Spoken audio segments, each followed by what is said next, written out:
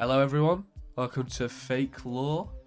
This is the second episode and today we're going to be diving into Geometry Dash.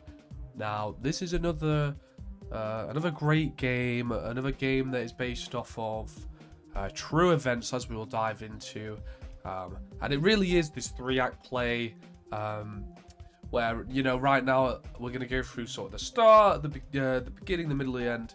It is a full 3-act thing, so stick around, get some popcorn, get some lemonade, get some anything, honestly. Just sit back and relax, and we're going to talk through Geometry Dash's lore. Start with our first level, Stereo Madness. We go to the top.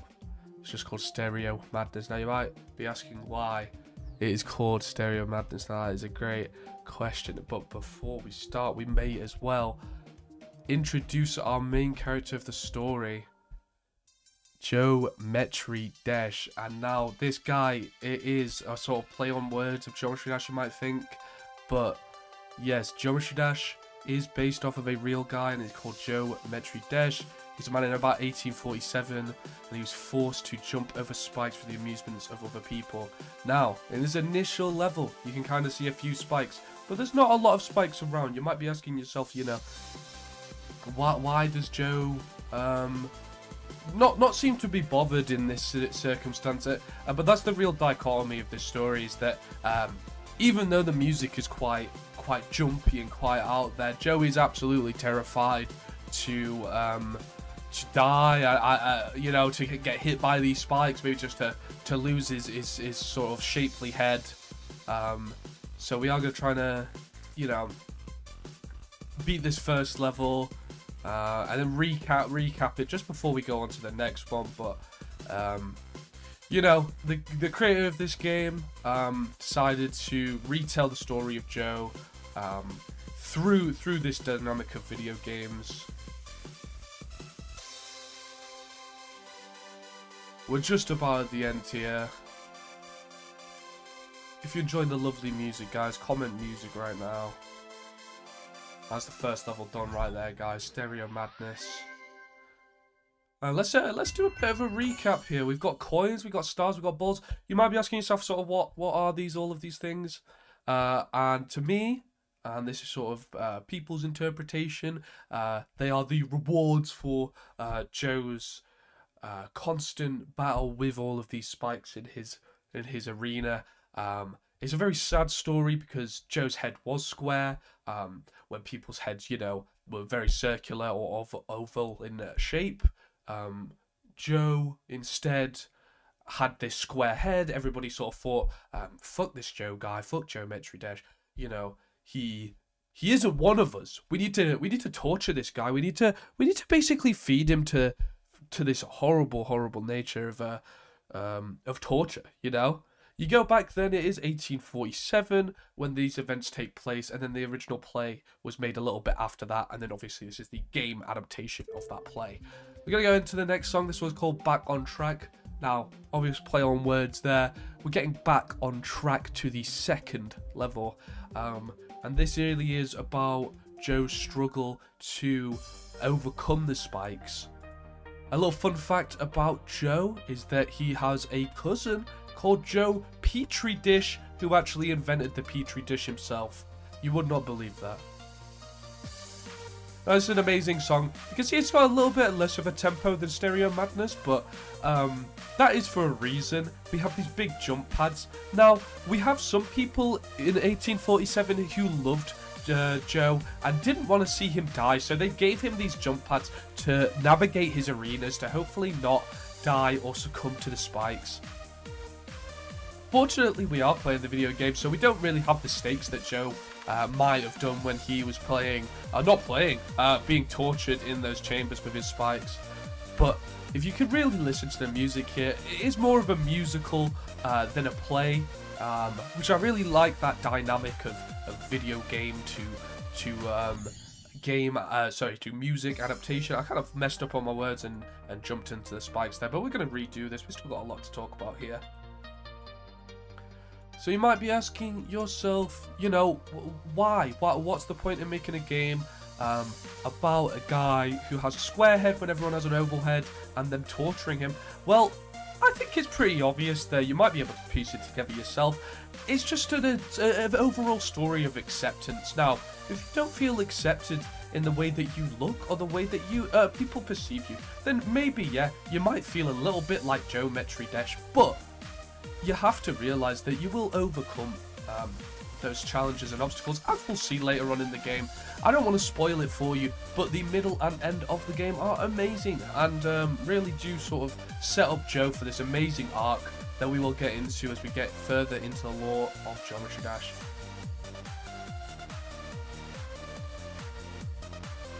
Hopefully we can beat this level right now, guys. We're going to be trying to beat every single level in the main game, which does include a few encore levels, which we'll try to beat as well.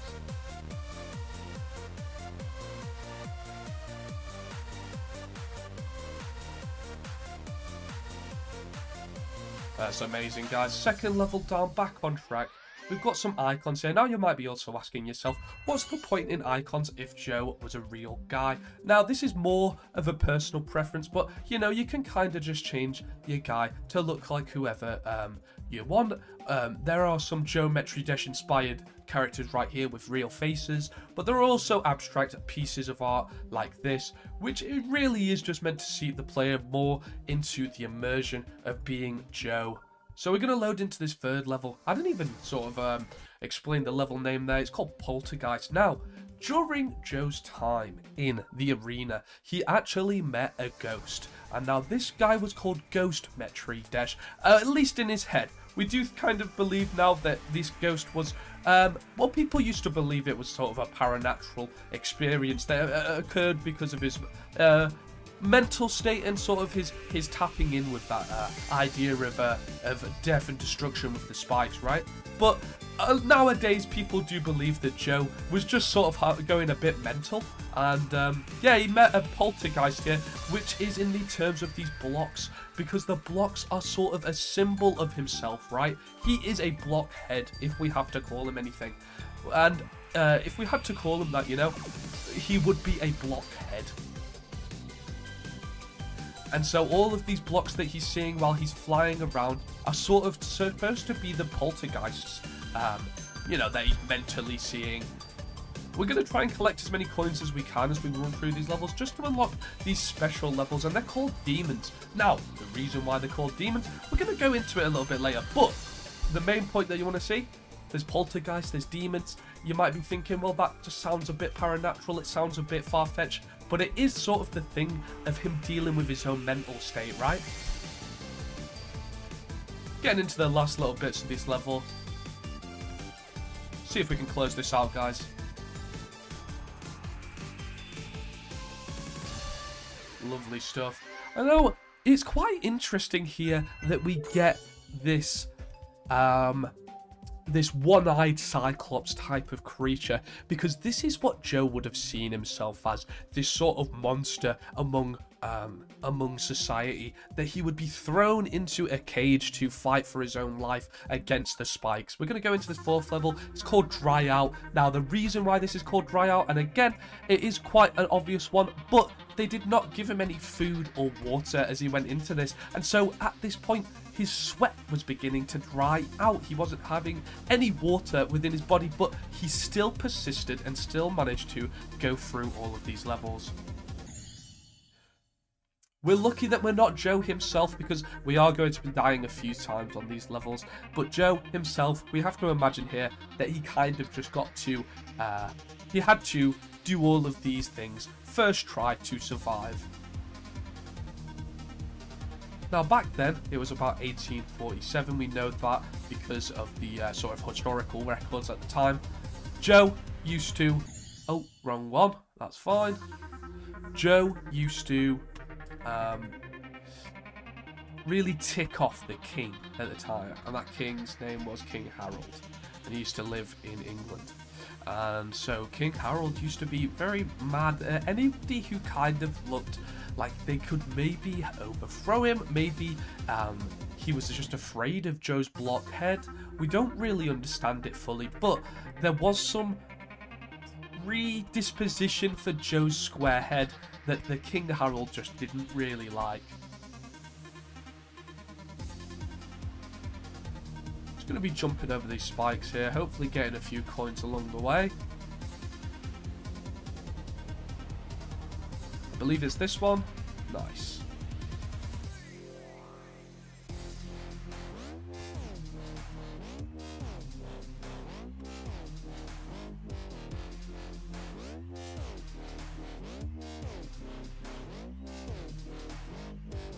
Now, why make this a game? Is a good question to ask. Why make the story of Joe Metri Dash into a game? And it's a pretty obvious thing, you know. Not even for the lore reasons, just for the fact that being in an arena, being able to fight this sort of scourge, to win, overcome the odds, is really what this game is all about.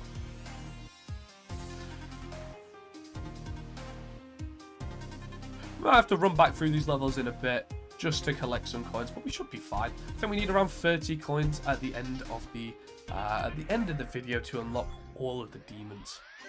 Now, dry out. We're not really going to go too much into that icon. I believe that was just for a bit of fun by the creator of the game. So we're going to go to base after base. This goes straight into the next level right here. Now, because of the constant protests outside of King Harold's court, where Joe Metri Dash was facing all of these spike creatures, there was a lot of protest, as I said, to hopefully bring Joe, you know, back home safe. And at this point, nobody knew just how far Joe would be willing to go to save his own life, right? So we really do have to applaud Joe right there, and I think it was really these protesters that gave him the hope to carry on, right? We have this psychological concept of hope, right? That, I'm going to bring this up, if a rat was drowning in sort of a, if the rat was drowning in water, and they were never helped, then they would give up very, very quickly, right? But, I thought it was there, my bad. If a rat was drowning in water and he was helped up once, then the rat would be very much more inclined to keep surviving, to keep struggling, because they know eventually they can be helped. And so because these protesters have given them the jump pads and the jump orbs to help him against the spikes, you know, he did get the hope, and that is why it's called base after base. Because you need some sort of base, some sort of checkpoint to really give yourself any sort of hope.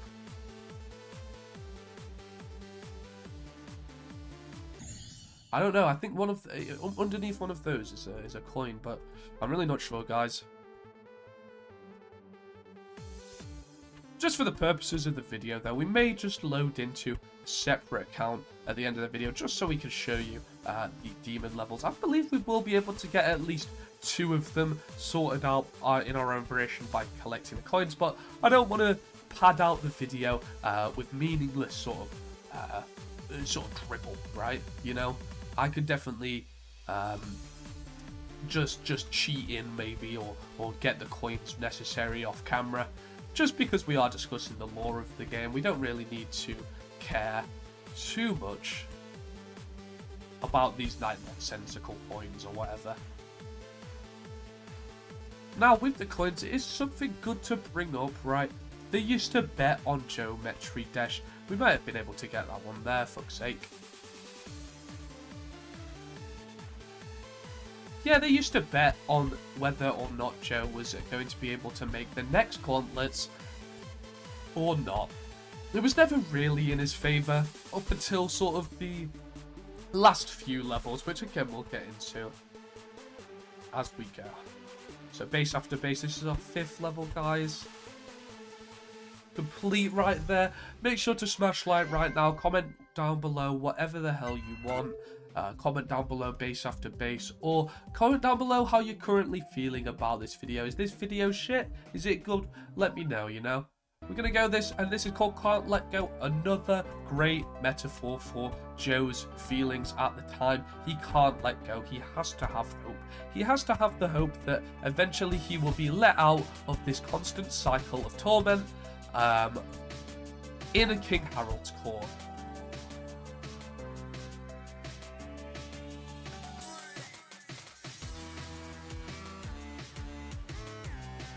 Now we've talked about a little bit more of the backstory of Geometry Dash, we may as well bring up some other lore significance to what helped build this game up as a franchise. Now, it was on mobile devices initially before, I believe, coming onto Steam. Now, this is very important because mobile devices were not around back in 1847. Now, this seems like a very obvious statement, but the reason why it is important is that Joe, if he had a mobile phone, would have been able to play Geometry Dash.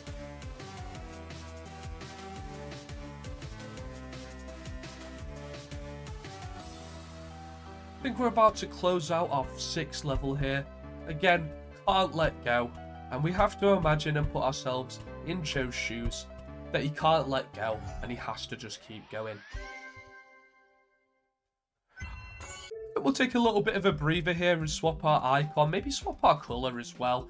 And this is an option in the game that is very lore significant. We don't really have any other colours actually now that I'm seeing it. We can change it around a little bit. Why not? We'll just make we'll make it fully green for now.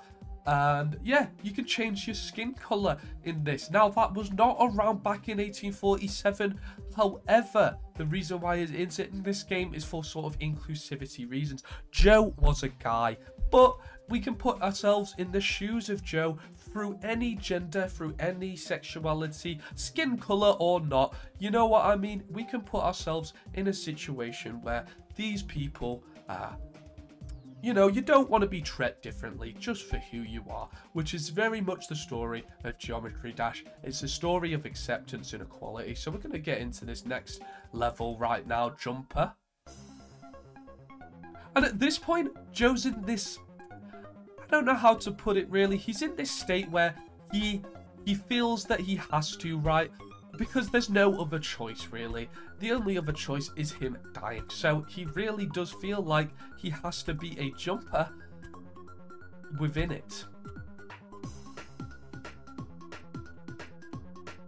Now, about hope. Jumper is actually a great sort of segue into the next section about hope. Okay?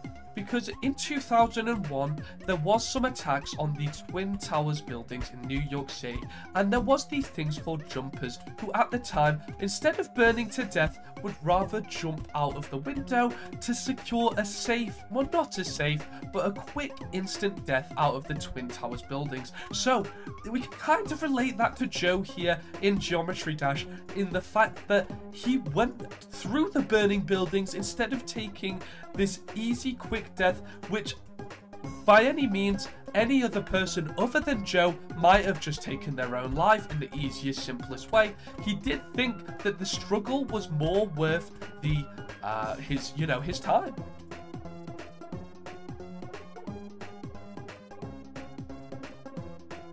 Just about to close out that 7th level, guys, our first harder level, and that is a good point to bring out that we have this level called Jumper just after Can't Let Go that upgrades in difficulty. Right, so why is that? Now, we could say that it is just a harder level. Of course, that is just the gameplay reason of why this is the case. But the reason why is that this actually isn't the level difficulty. It is the mental state of Joe, right? We go back here. He's not super happy, right? But he's okay with it because maybe he just thinks it's a joke at this point, that maybe, you know, they won't actually let him get hurt. And at this point, he's starting to realize that it's not the case. And then right here, he's getting a bit nervous, and now he's getting angry, and his mental state is starting to decline. It really is a seam of mental state for Joe. And now, again, his cousin is Joe Petri Dish, and that guy does not have a square head, but he did invent the Petri dish around the same time that Joe was alive.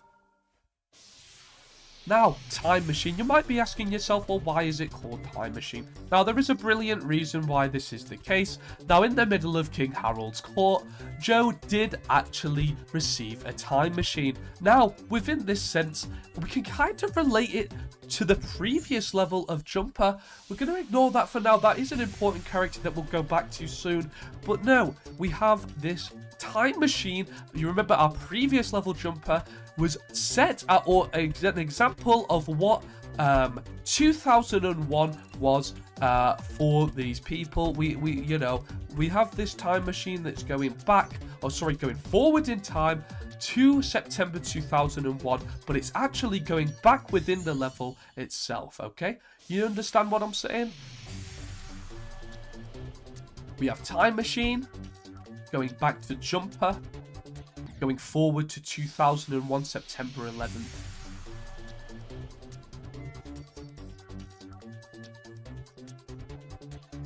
Now we have to look at Tragedy to really understand the full story of Geometry Dash. Tragedy happens all around us, but if we had a time machine, we'd go back and we make it different.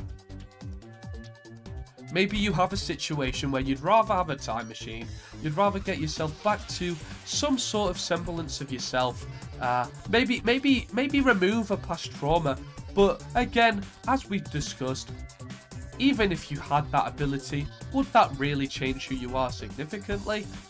Would that change you for better or for worse?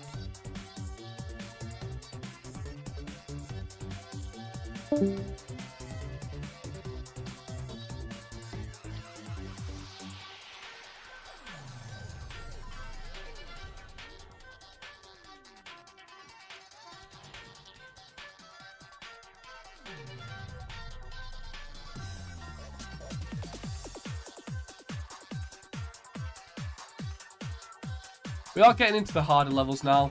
Hopefully it won't take us too many attempts to do them. We might have to run a few in practice mode.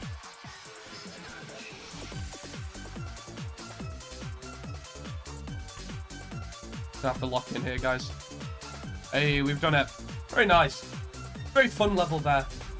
And the soundtrack really is there to sort of just represents this idea that a time machine is a fun device, but you wouldn't want to use it to change your overall story, because it really would change the events of time with Jumper and September 11th, and it wouldn't change the outcome of Geometry Dash in any way. Now, this is why this level is quite important. Cycles. Now, what goes round in a cycle? There is a lot of things there. A motorcycle, a bicycle, or even a dishwasher cycle. Cycles is loads. Now, this is very important, as that is the cyclic nature of how Geometry Dash really works, and how Geometry Dash was able to escape his impending doom for having a square chin.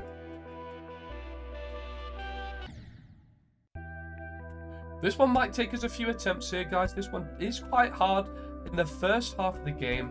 We're only around 20 minutes in though, so I'm absolutely happy to run through these levels a few times to hopefully get them sorted. And it really is, again, you have to realise that all of these levels are a decrease in Joe's mental state, so even though the levels are getting harder for him, they are also getting harder as a mental battle to hopefully change his mind. Okay, absolutely. Let's see if we can get this coin here. Lovely stuff.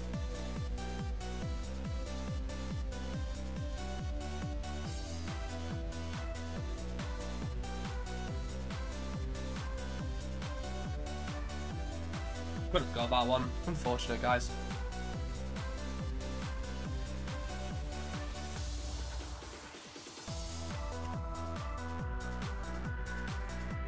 In a few of these levels, I'm going to have to lock in a bit, so we can't talk about lore as much.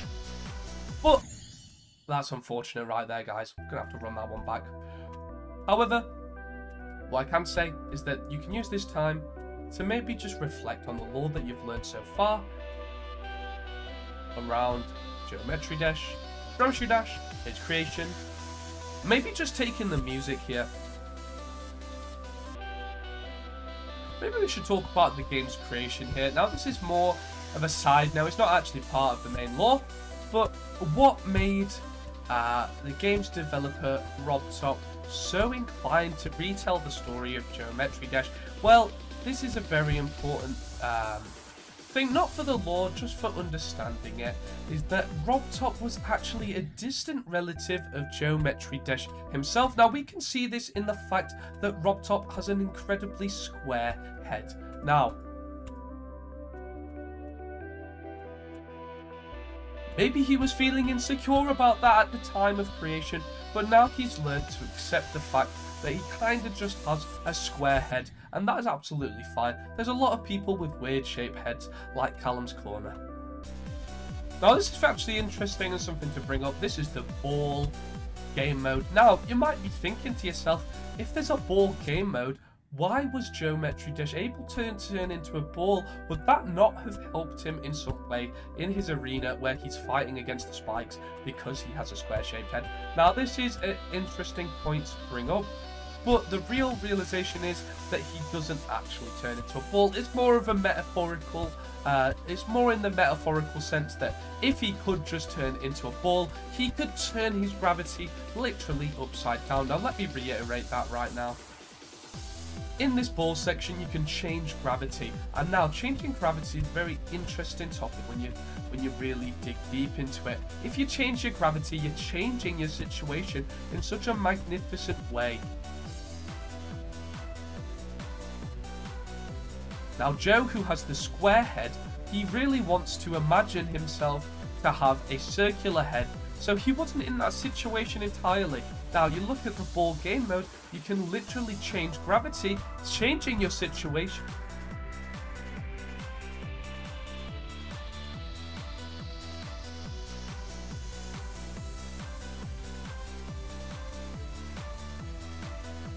I think we're gonna beat it here, guys. Hey! There you go, right there, cycles, guys. We have a lovely X symbol right there, and I think that is quite appropriate for us to switch to that X symbol and run through the next bits of the game. We'll change up the colour as well. Why don't we be blue?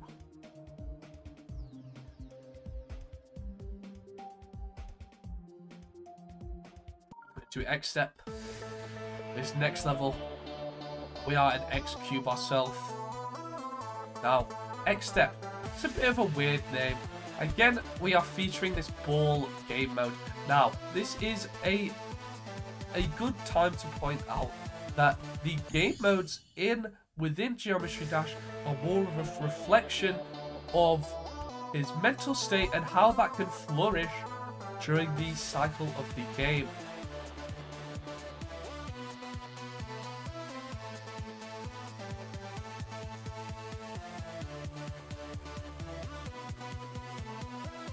We have the ship here, the regular square.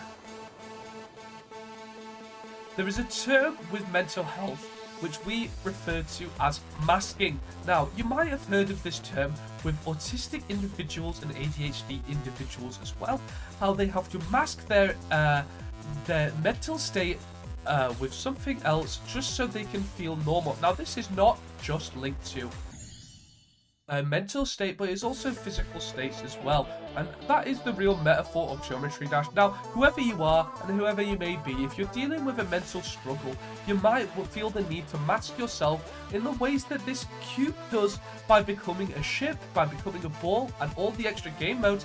But there is a way to balance it out with your actual mental understanding that you are who you are, okay? And that's what Geometry Dash is trying to tell us here.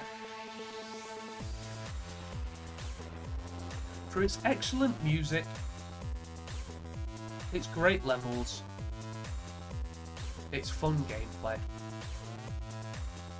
Oh, that's unlucky, guys. We have the keys, we have the shop that we're going to get into, I think, after this level, just because it's the midway point through the game, so we may as well talk about some extraneous lore applications. Now, this is linking to Geometry Dash and to sort of past, present, and future situations, but we will get into it as we finish X step. Now, I don't want to keep you waiting too much, but I am failing here quite miserably.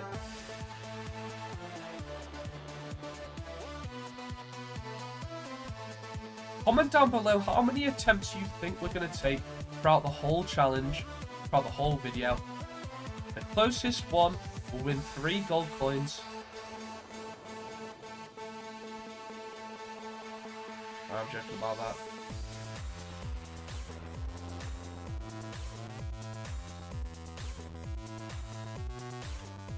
It's a great retrospect that we're going to get into with all of this talk of masking, with all of this talk of changing who you are to hopefully change your situation, just like Geometry Dash wishes his face wasn't square and in fact circular. We can sort of dive into why that is and why the game wants us to see all of these different game modes.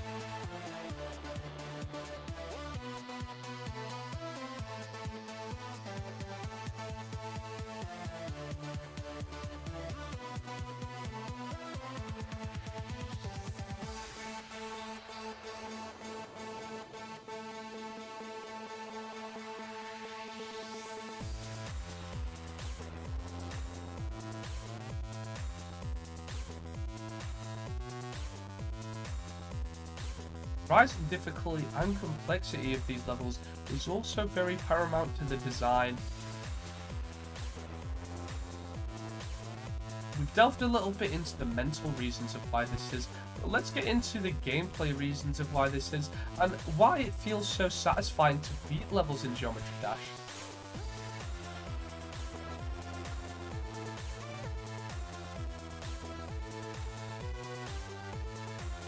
Now, people think Geometry Dash is a game about retrying and trying over and over again, and that is sort of a mental aspect of it. How far are you willing to go to be able to beat these levels here, be able to overcome the challenge? And there you go, guys, that is X Step right there. As the 10th level, almost the halfway point. If we disclude the encore levels, then it is about the halfway point here. That level took us 8 attempts. Right then and there, we're just going to get into a few things that have popped up right here, that being the shop and the keys itself. Now, I wouldn't dive into this usually because that is a part of the multiplayer experience of this game, which isn't really to do with the lore of Geometry Dash, but because we gain these orbs and these keys from playing the main levels, I do want to just talk about them a tiny bit. Now, we are going to go to the shop, I believe. Okay, we need to collect 2 more keys, so that's a perfect time to go down in there. I don't believe we can go to the shop right now, and I believe the shop is within either here or here. We don't really have the diamonds to go and do that. Actually, I just realized the shop is up here.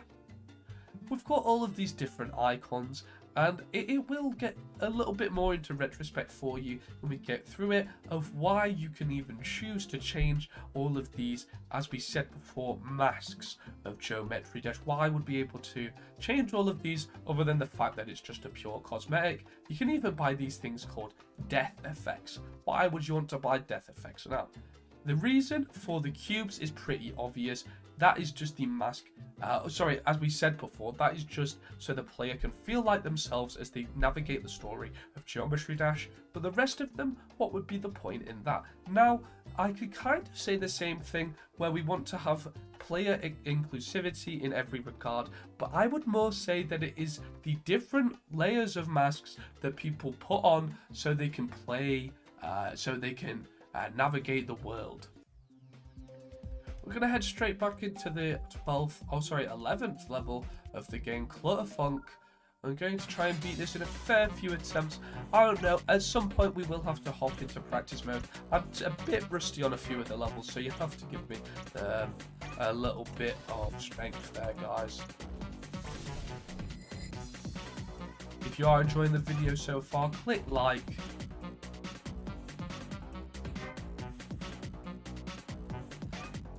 Comment down your favourite bit of lore that you've learned so far.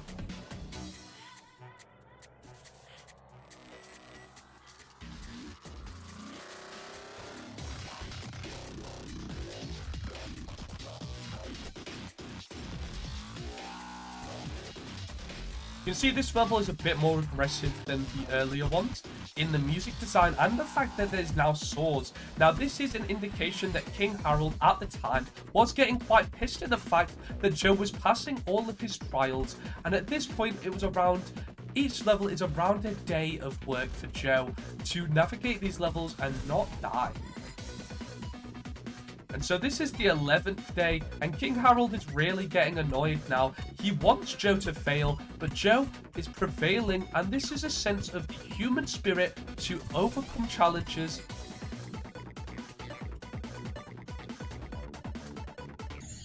And we've lost right there at 86%, guys. We'll run it back.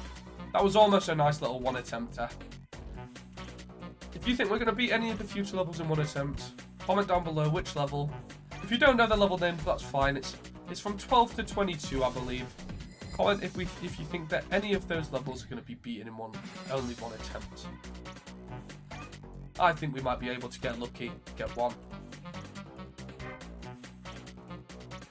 Now, yeah, the use of swords is very aggressive from King Harold to kill Geometry Dash, but at this point, as we've stated before, Joe's cousin, Joe Petri Dish, decided to come to the arena to see how his cousin was prevailing. Now, again, Joe Petri did not have the square face that his cousin did, but it is important to point out that fact. We'll see if we can get this level complete right now. Let's lock in on this section.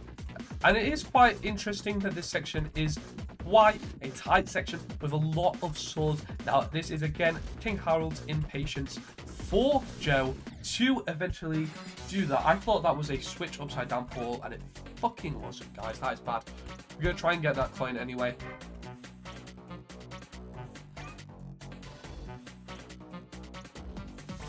I think now that we've got a basic understanding of who Joe is and what he's doing, we can kind of talk about the future in retrospect to these levels.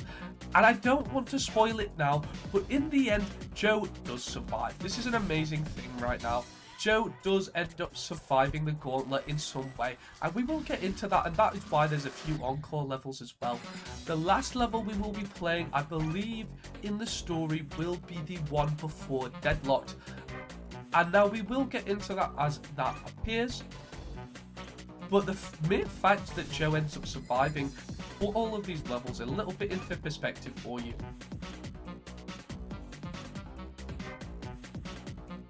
At this point, Joe is 11 days without a lot of food and water. A lot of protesters have managed to throw in scraps of food into the arena and water over his body so he can at least get some amount of nutrients to perform the dangerous task that he has to do. Now, if we were talking about accuracy with the levels here, going straight to where Joe is in his arena full of spikes, it isn't very accurate. Joe didn't have to sprint at the speed that the cube does here, but he did have to navigate sort of similar sections here. It was noted down that he did have to navigate through swords on his 11th day, as well as many things of turning around and you know, being on his face there.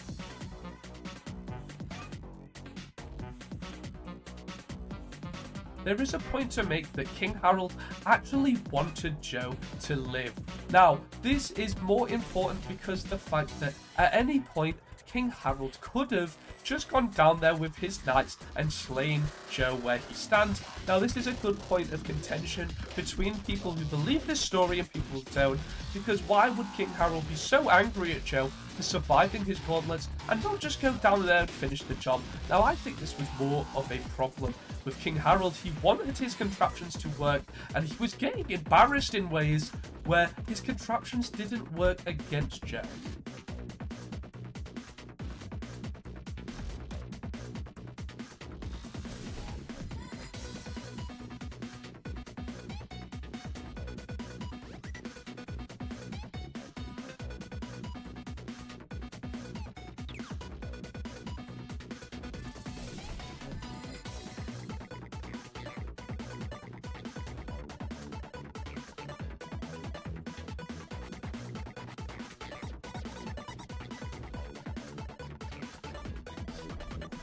Hey, and that's the level B right there. Let's go, guys. Smash like right now.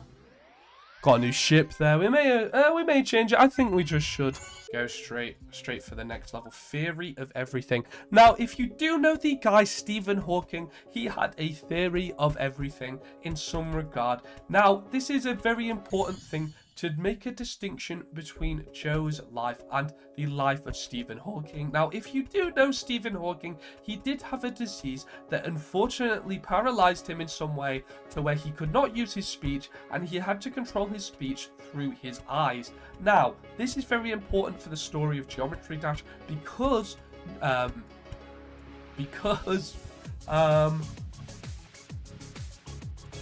Stephen Hawking's theory of everything states that if Joe was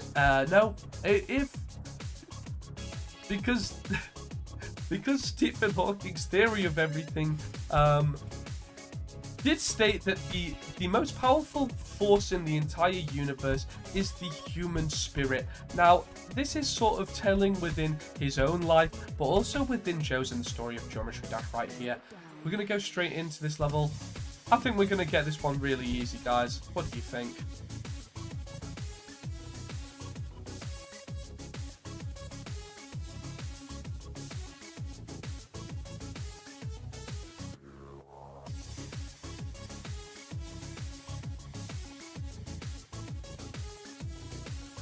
Now, Stephen Hawking did eventually come out that he did go to Jeffrey Epstein's island. Now, this is very important for the story of Geometry Dash, because even if you are someone that is so great, who makes so much great work, you can even fumble and go to Jeffrey Epstein's island at any moment. Now, I'm not saying that you would ever go to Jeffrey Epstein's island, but if someone like Stephen Hawking would decide to go to Jeffrey Epstein's island to look at little people going ham on a whiteboard, then maybe, you know, even the worst person in the world could still not decide to go to an island and watch little people write on a chalkboard in front of him.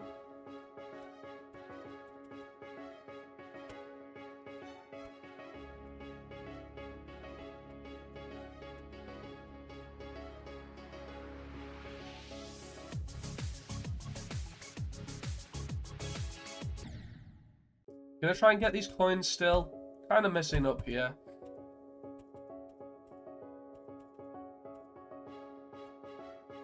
But if Stephen Hawking's theory of everything is true, then it kind of makes sense why he would go to Jeffrey Epstein's island and look at little people writing on chalkboards, because if the theory of everything states that if something is infinite, then everything in that infinite will happen eventually. Even if it is just a box filled with nothing, eventually it will be filled with everything and nothing itself. And now that is the theory of everything. Now, how does that relate to Geometry Dash? Well, that is very important because Joe himself is not an immortal being. He is not infinite in any length, but the theory of everything states that the human power of mortality is actually what guides us to do correct decisions. Another fact about Stephen Hawking is that he is different in some way to other people, not only in his smarts and his genius, but Stephen Hawking was someone who looked a little bit different, the same way that Geometry Dash has his square head instead of an ovular one. Now, in some retrospects, this is completely different, but I believe the reason that RobTop put this level in the game is to make us think that no matter what someone has, no matter how they were born or what life throws at them, that it depends on what they do, their actions, not on what they look like. Now, Stephen Hawking was a great guy, right? But he did go to Jeffrey Epstein's island, look at little people scribbling down on chalkboards, and we can't really have that. But Joe himself, a guy who has a square chin, didn't really do anything wrong, and he was persecuted for that. I think we've heard enough about Jeffrey Epstein at the minute. Maybe Jeffrey Epstein will come up later, but I just wanted to bring that up as a point of contention between lore theorists on Geometry Dash. You know, we don't really know why this level does truly exist. I do believe that it is because of Stephen Hawking and Jeffrey Epstein, but I digress. We may as well just get on with the main story here. Why does the theory of everything, you know, relate to it so much? We kind of already spoke about it already, but the theory of everything relates to Joe because I don't know why I keep going for this coin, I'm not gonna lie. I can't fucking get it, guys. I think I need to delay that last jump. Let's try it one more time. I'm really running out of things to say on this level as well, so like, it's quite, I don't know, it's quite fucked. I just keep on saying the same thing about Jeffrey Epstein. I really don't know now. I mean, that is the real reason, but hey, we didn't die there. Let's fucking go. We also have to point out that the theory of everything within Joe's mind at this point is to survive, right?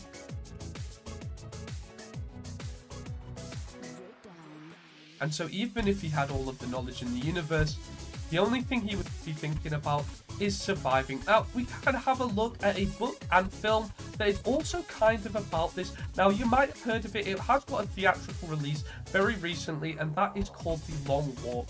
Now, it has the same mentality as Geometry Dash, Geometry Dash, in the fact that it doesn't matter who you are, you still have to keep walking at the end of the day to survive, right? And there we go, we beat the level right there. We're going to go straight into the next one here. But it is important to sort of remember the metaphorical aspects of... I'm going to get a drink of lemonade actually right now. Oh, I got my throat so fucking dry.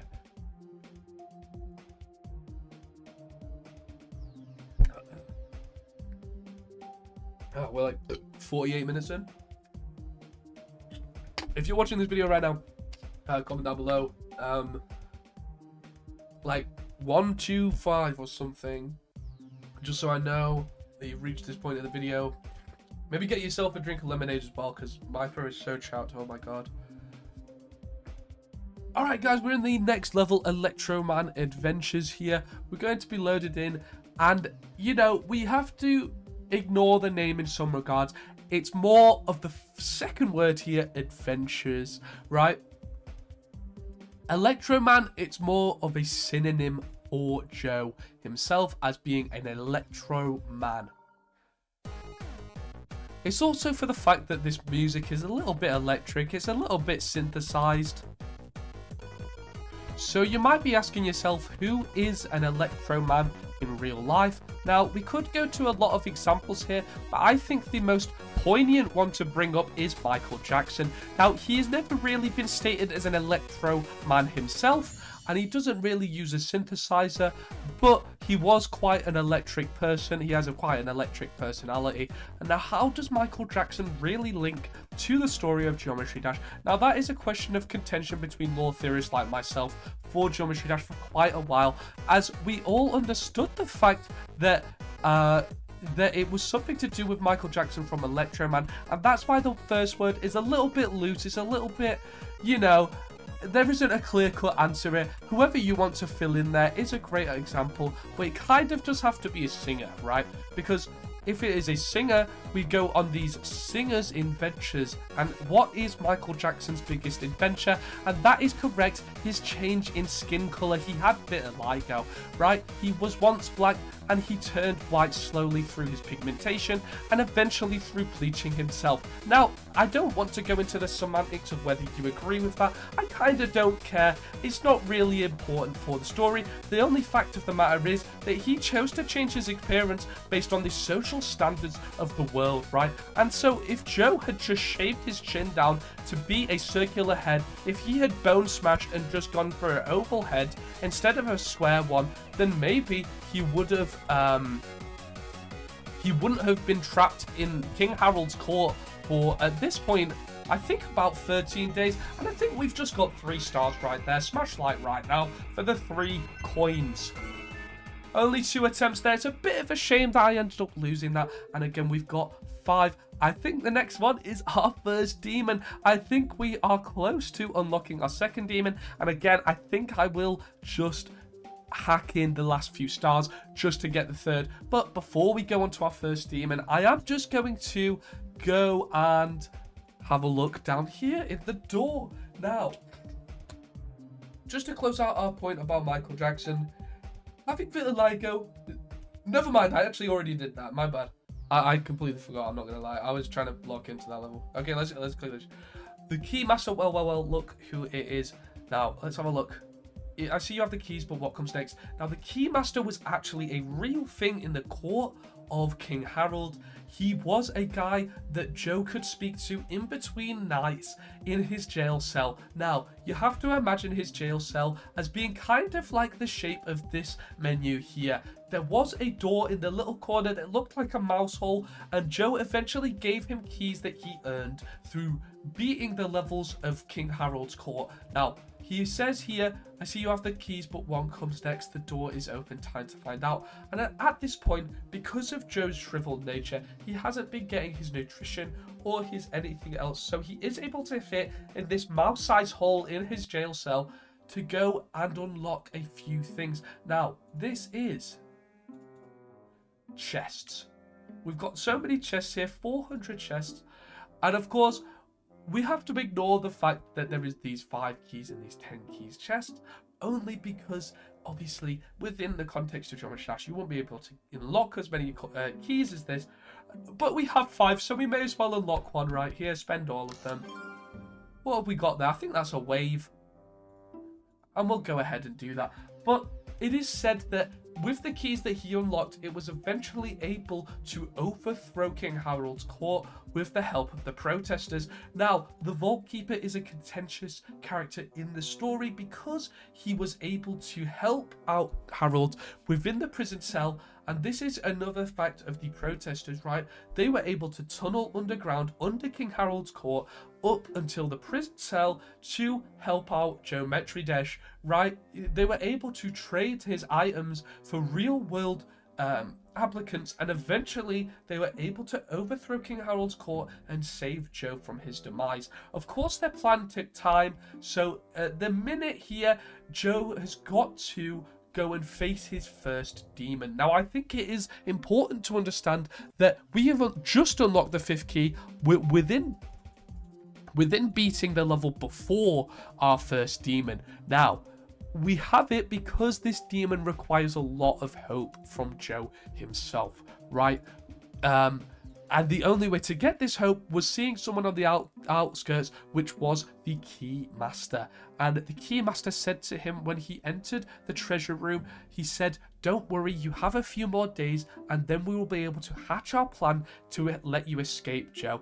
And this was the help of his brother Joe Petri Dish and of the time travelers from before, that they wanted to help Joe out in his time of need, because he was the perfect story of the human experience. We're going to get into our first demon here. This one might take a few attempts. We might end up doing it first try. If we do it first try, you guys owe me a bunch of likes, okay?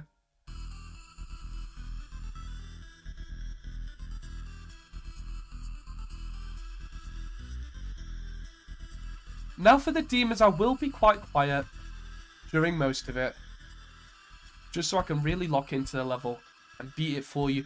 But I would like you guys just to take in the environments that we're going through, and keep in mind that Joe's mental state at this point is that of a demon, right? So he can't really see what's going on. He's seeing all of the spikes as these demonic faces. He's seeing false orbs. Orbs that are, again, we said before, the orbs in the pads were placed by our protesters to help out Joe. But in this case, he's seeing false orbs that if he clicked, he would die.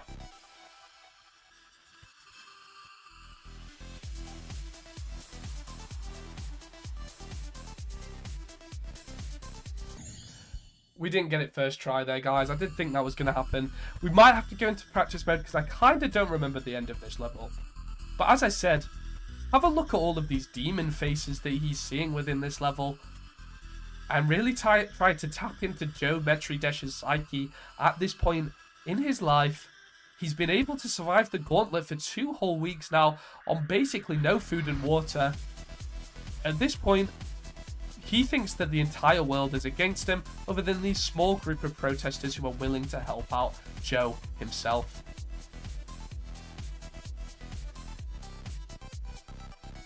But now, even with the false orbs, we can kind of dive into the fact that maybe he doesn't even trust these protesters just because of the mental state that he's in. He's seeing these false orbs. Again, if he clicks any of these false orbs, he will end up dying. So we don't really know whether or not he can trust these protesters to help him out to eventually escape King Harold's court. Oh, I've died at the same bit. Okay, we are going to go into practice mode here. And just for ease of use here, I will turn off the practice mode music. Now, this is just a non-law effect that RobTop decided to add into the game. He decided to add this practice level music. This is mainly just to calm you down through the intense levels. But because I have played this game before, I am just going to turn that off right here. Okay, cool. I'm going to take a sip of lemonade as well. Coming up on 1 hour here, guys. If you're enjoying the video so far, comment down below your favourite level so far. Your favourite bit of lore. What do you think about Geometry Dash? Maybe King Harold himself? Maybe any of the characters that we've talked about previously?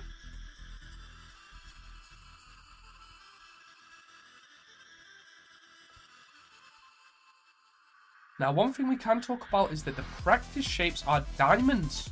Now, you won't believe this, but because of that fact, what are diamonds is what I'm going to say in the simplest terms to do with Geometry Dash. If you can guess this right now, I will give you £10 because I don't think you will. The diamonds themselves are 2 spikes inverted on themselves, okay?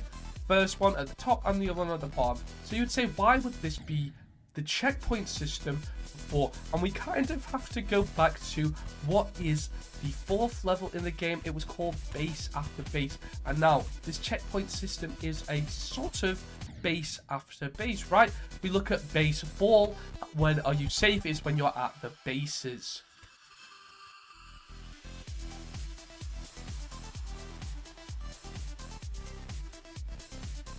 And it is interesting the fact that we will not able. We didn't have to use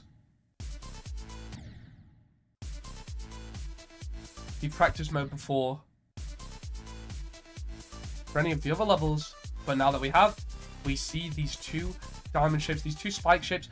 Again, something that Joe would have associated with death, now he associates in a positive life. A base after base. I haven't beat this level in a fairly long time, guys. I don't really remember the back half of the level too well. I think we'll be able to do it though, as well as the other demons in the game.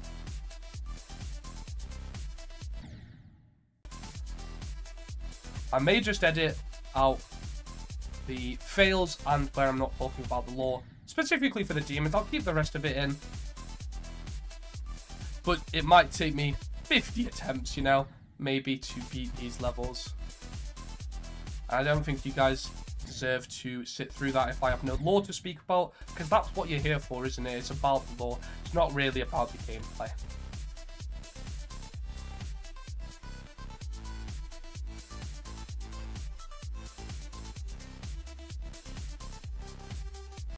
Okay, I think we're good.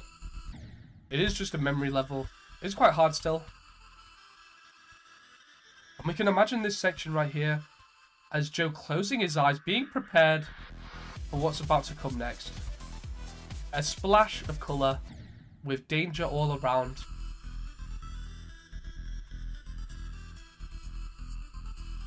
And at this point, I will be editing out every attempt up until the attempt that I do beat the level. I just want to say that, as you might see in abrupt cuts,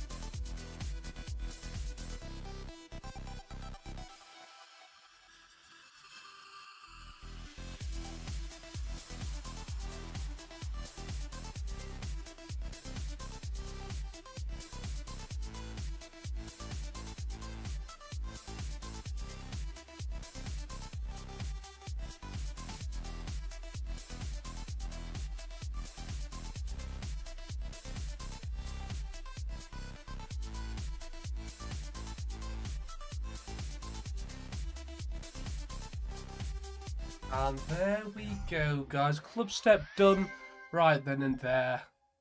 That took a lot more attempts than I thought it was going to. We'll just have a look now.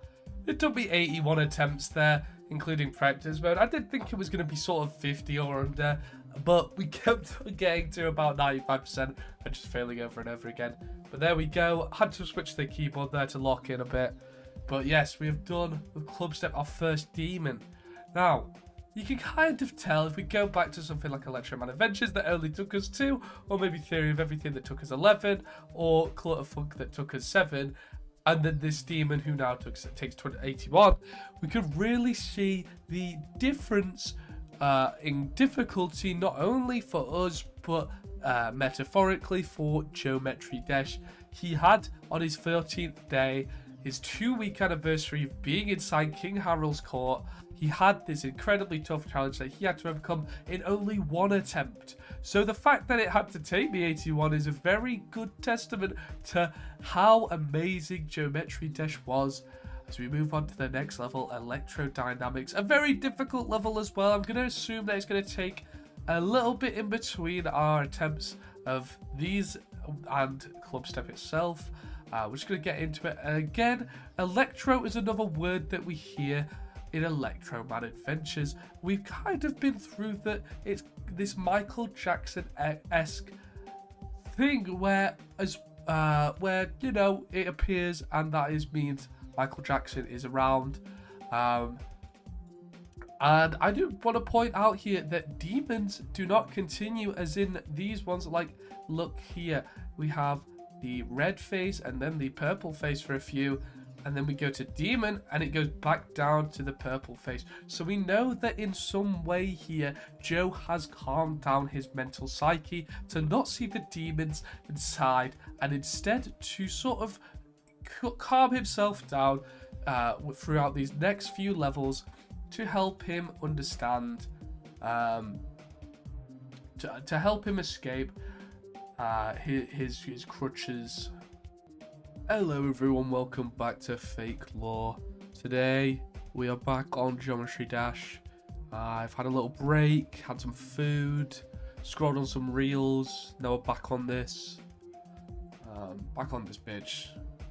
Gonna go through Electrodynamics. I think when we left off last time, I was on about the first and last part of Electrodynamics, that being this divide in the middle here. Electro we went through before was Michael Jackson and his skin condition, but Dynamics we didn't really dip our toes in too much. We're gonna start up this level and see what and what we can find just within the design. Pretty good first attempt there, guys. We're gonna smash through these levels. I think the back half of the game.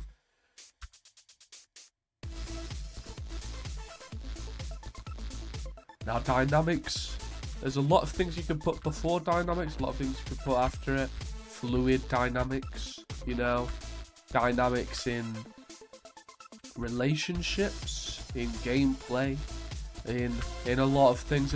And where we left off last time was Geometry Dash and his sort of plight to escape the jaws of his captor, and that captor was King Harold's court.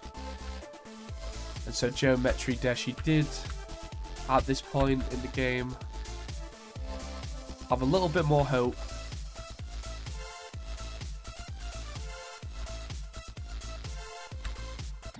We died right there. Pretty good.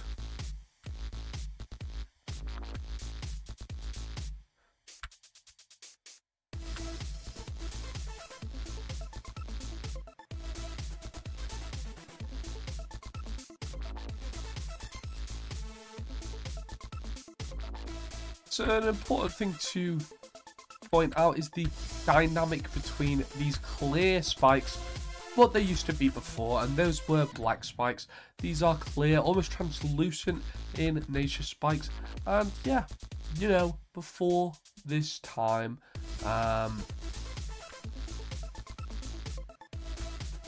Geometry Dash's mental state was a little bit foggy. It was a little bit full of the dread of being in a chamber full of spikes.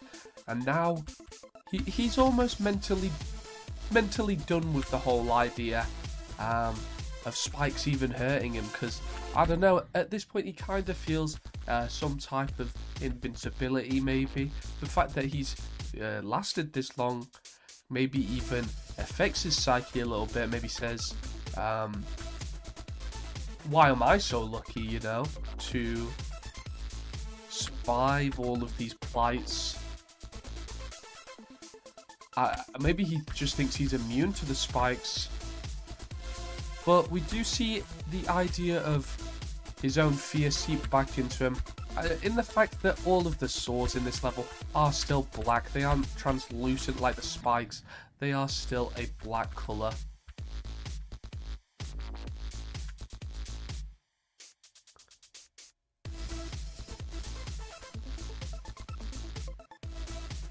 The electro in the title is kind of like what we were on about before.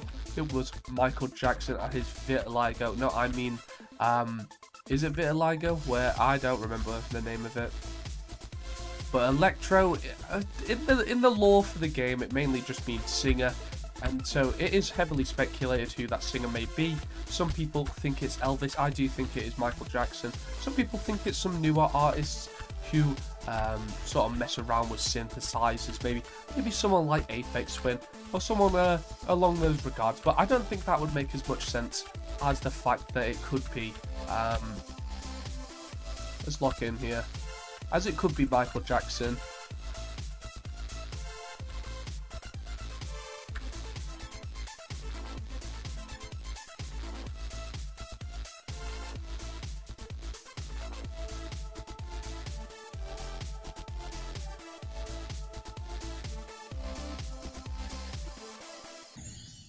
What a tragic tale right there, 93%.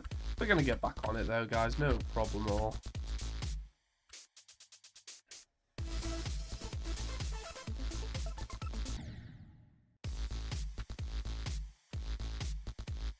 So yeah, as I was saying, Michael Jackson did have vitiligo. A loss of pigment in his skin. And how does that relate to Geometry Dash? Well, again, Geometry Dash had a square head, not a spherical or ovular head. So it's all about this feeling of belonging, I guess. I think the names of the tracks here more is the names of musical tracks in a musical would be telling a story somehow.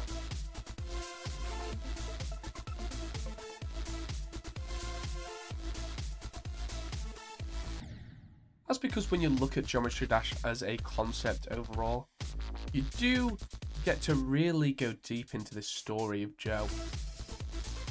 And I would like to finish this level fairly soon, just so we can get into the end game here of our story with Geometry Dash, of his brother, his cousin, Joe Petri Dish, and all of the colourful characters along the way, the protesters, of King Harold himself, you know. Why does the court of King Harold hate Joe so much? And I think the answer will shock you, but that is something that we're going to have to find out in the next sort of level. So I'm hoping we can finish this one off, polish it off nicely in the next few attempts.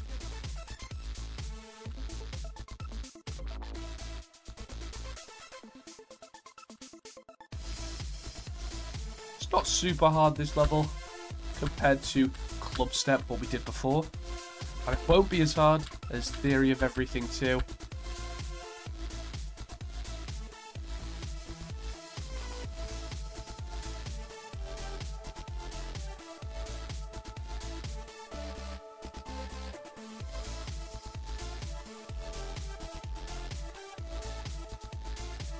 But that is the real thing with difficulty in this game.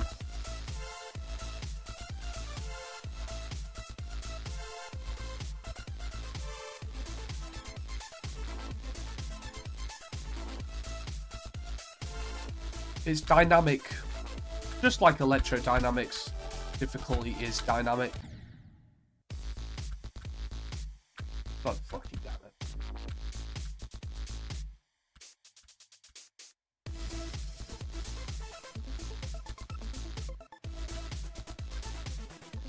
We talk sometimes about a theory in philosophy and a character in philosophy known as Sisyphus. And you might have heard of this guy. It's, you know, the guy who pushes the boulder up the mountain relentlessly, because that's all he can do, really. And we have a specific, I would say, an iteration of that story here with Geometry Dash, where it's not about that, it's more about how far the human soul will go when hope is involved. And I think we brought up this idea of a drowning mouse.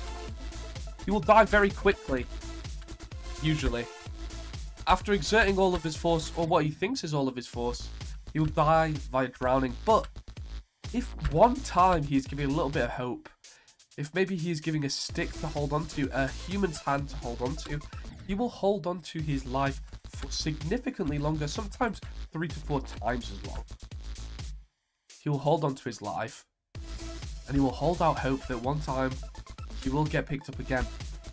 And so that is why the protesters and his cousin, Joe Petri Dish, are so vital and important to the story, is because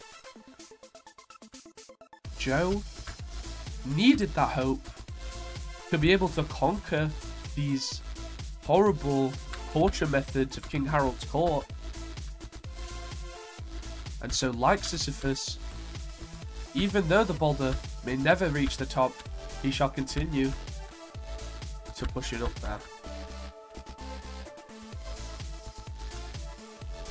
Enjoy the video so far. Leave a thumbs up. Comment down below what is your favourite story of philosophy. Maybe comment down below what was your least favourite choke in this video. Maybe it was that one where I just pressed the key for no fucking reason and lost the round. Maybe it's when I died at 92% because I was just talking, you know.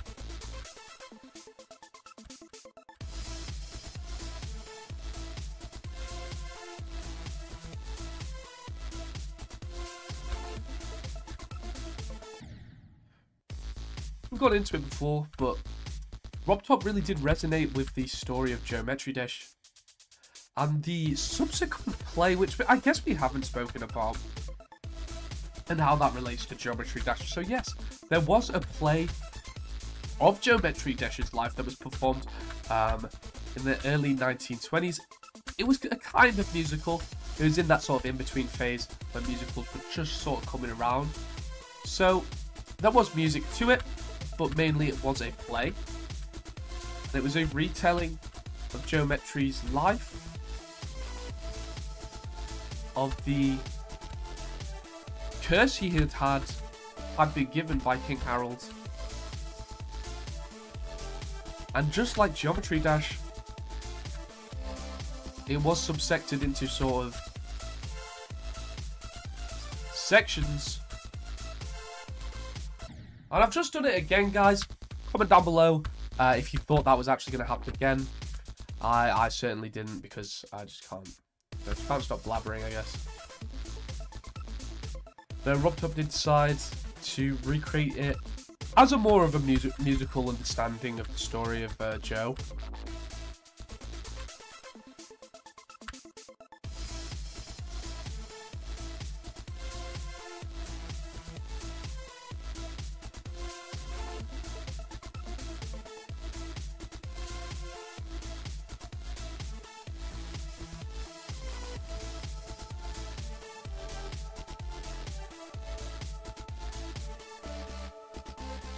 Gonna lock in here.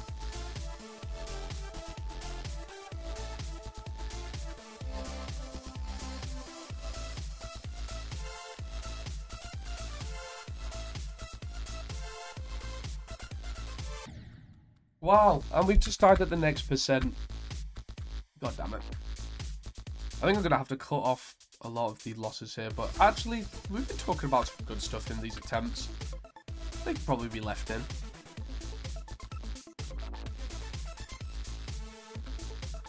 And let's talk a little bit about the background that you're seeing right now. These circular things in the background, as well as the angular things in the foreground, these spikes.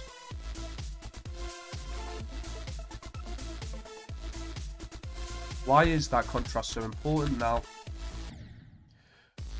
In Joe's life, we obviously know he has a very angular face, and maybe he wishes that to be circular, so that being in the background, it is a great metaphor there, put in by Rob Top, really to hammer home that idea.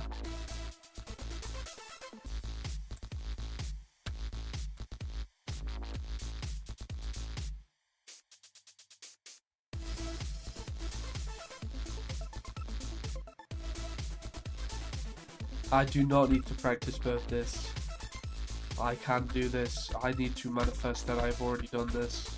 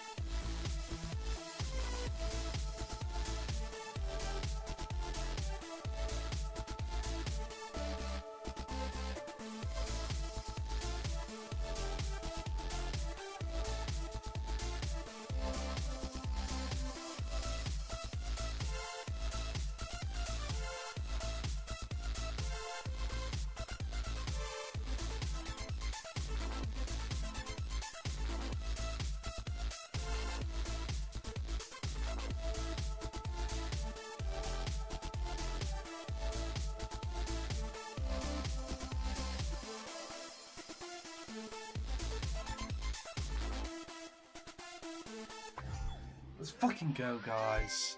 That one took me far too many attempts than it should have, but we have got it done. That's Electrodynamics. 69 attempts compared to, what, Club Steps 81. Still pretty bad. 69 as well. Shout out. Comment 69 right now if you're watching this video right now.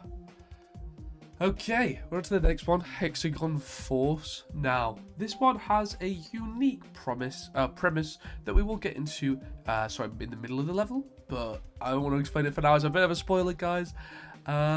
Hexagon. Now, what is a hexagon, you might be asking? People say that it is a shape with 6 sides, but I think it is actually just 6 triangles pointing in on each other. And what are triangles in this game? Spikes. So a hexagon force is a multi-spicular force that Joe has to deal with. So now you kind of understand what I'm gonna say when I say multi-spicular. It starts to multiply, and with multiplication comes a new friend for Joe. Now, in the arena, it's usually just Joe versus Spikes. You know, in the arena of the court of King Harold, it's usually just Joe's angular face versus the Spikes, but now there will be a second contender, being Joe's cousin. Now, we have talked about Joe Petri Dish a few times, which is Joe's cousin, and Joe's cousin has finally been arrested as a part of the plan of the mouse hole people, the I think the Keymasters and the protesters, and Joe Petri Dish with them. They are committed to somehow breaking Joe Petri Dish out of the sort of confines of this jail that the court of King Harold has put him in, and that is where Hexagon Force comes in. We will be able to see our lovely friend Joe Petri Dish come out and play for this one. So just for this, we'll go as this one. This one looks pretty good. Actually, you know what? I think there is a companion cube. We'll use the companion cube, guys. Why not? Make it green and purple. Now, companion cube, it kind of does make sense. There is a companion for Joe with his cousin Joe that we are going to see within this one. And this portal that comes up soon. That being the green dual portal. We're in the ship section here. All of these green spikes as well.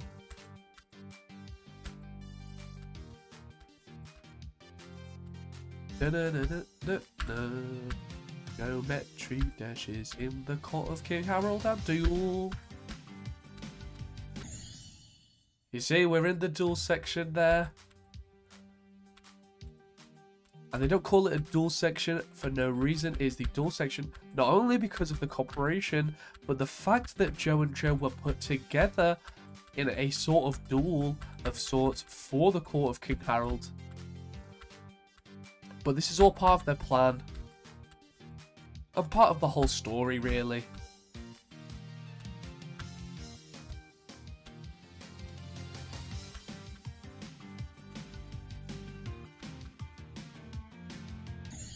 Oh shit. Okay.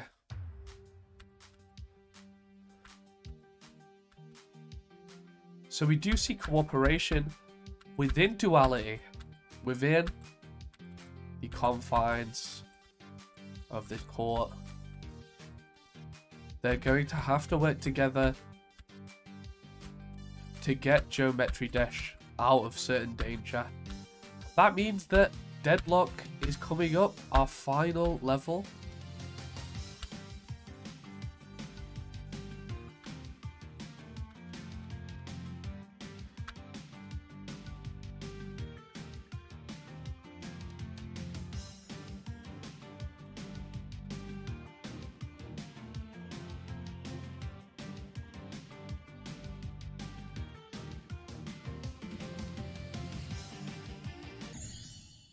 I hate that bit, I'm not gonna lie. But obviously, within this level is the real truth of the matter. That being that both of these Joes are in certain danger. They need help. And they have help from their protesters, from the Keymasters against the court of King Harold. Now, there's another thing, another court. Court of public opinion. Now, King Harold is a favoured king, but because of his actions against Joe and the fact that Joe survived this long, really doesn't put the court of public opinion within his favour. Obviously, that doesn't matter too much. Back then, he was the king, it's royalty. There is no higher up to royalty. That is the final rung on the ladder. And so, how do you topple royalty? That is revolution. And I really want to get to this final point where we can see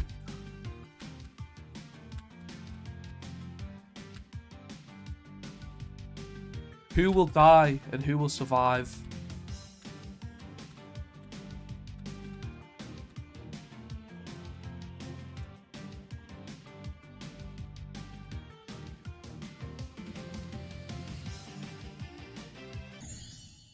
Oh, it's only 2 tabs, not 3.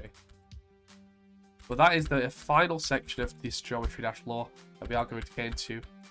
Is the real climax of it all, sort of who will end up surviving, who will end up dying, who will become a martyr.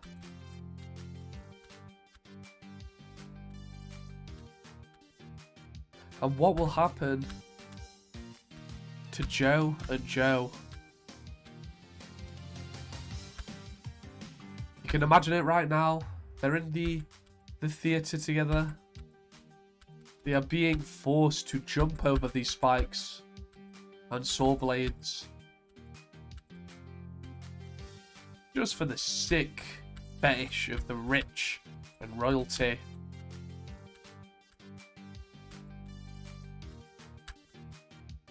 But as we pointed out in this video, the human spirit will prosper.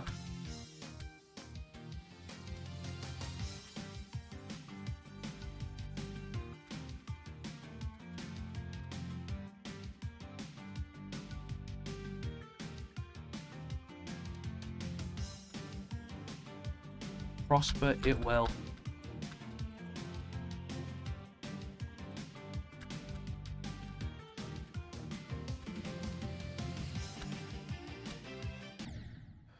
This another 2. Okay. I should probably do this one in practice mode. But we're going to do a few more attempts. I think that's the last little hard bit of the level.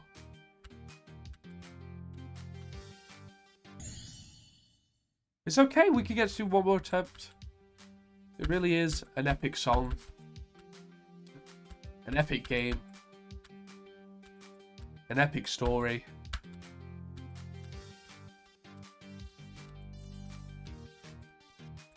And I think it's very telling that RobTop is an individual creator. He's an indie developer.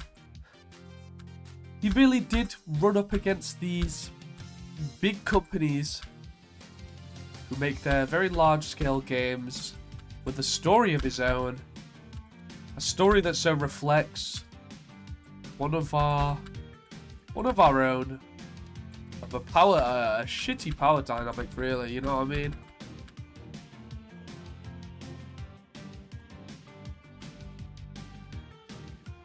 And I hope this song gives you some hope, guys.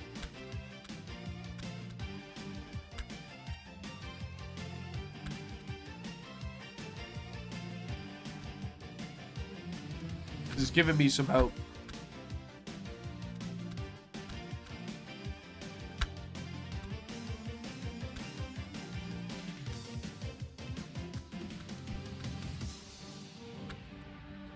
You enjoying this video so far?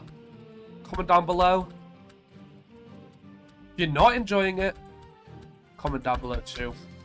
That is Hexagon Force. Got a little creeper emoji right there. That's no lore significance, that's just Minecraft. If you like Minecraft, smash the like button as well.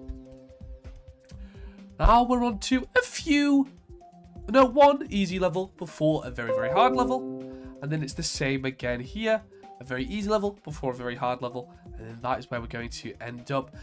We'll get these two last ones we don't really have to worry about. They're just more of an encore for Geometry Dash, as well as the tower. That is all an encore for the story of Geometry Dash. Our actual story will end here, and we won't end up... we might end up doing these ones just for a bit of an encore. Whoops, didn't mean to leak that, if you saw that, guys. We don't want to go into that level. But yeah, we're going to go through blast processing before the Demon Theory of Everything 2. Now, this is a tiny break within the story. Joe has been captured and he's been forced to do a sort of another thing for the court of King Harold, and that is to sort of perform alongside his cousin.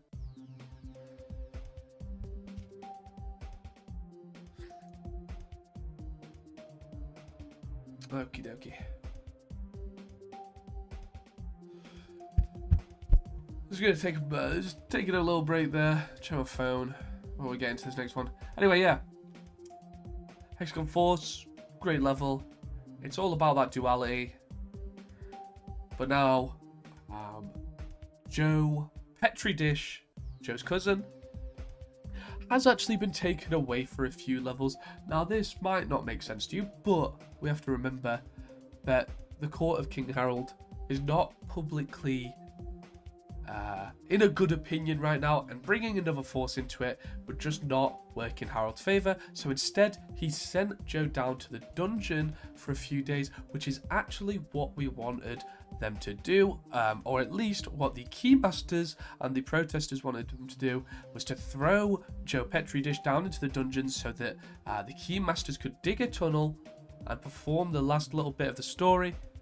So Blast Processing, Fear of Everything 2, and Geometrical Dominator, all three of these levels are just a little in between of basically Geometry Dash just having to survive until the final level, Deadlocked. So we're going to get into it. Blast Processing, guys.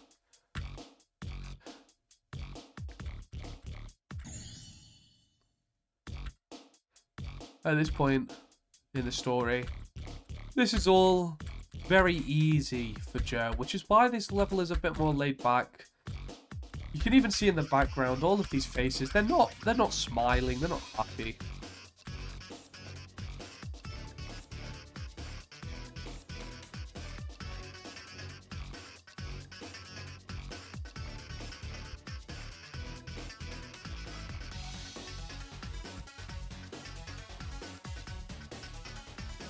This is just the same old as it always has been.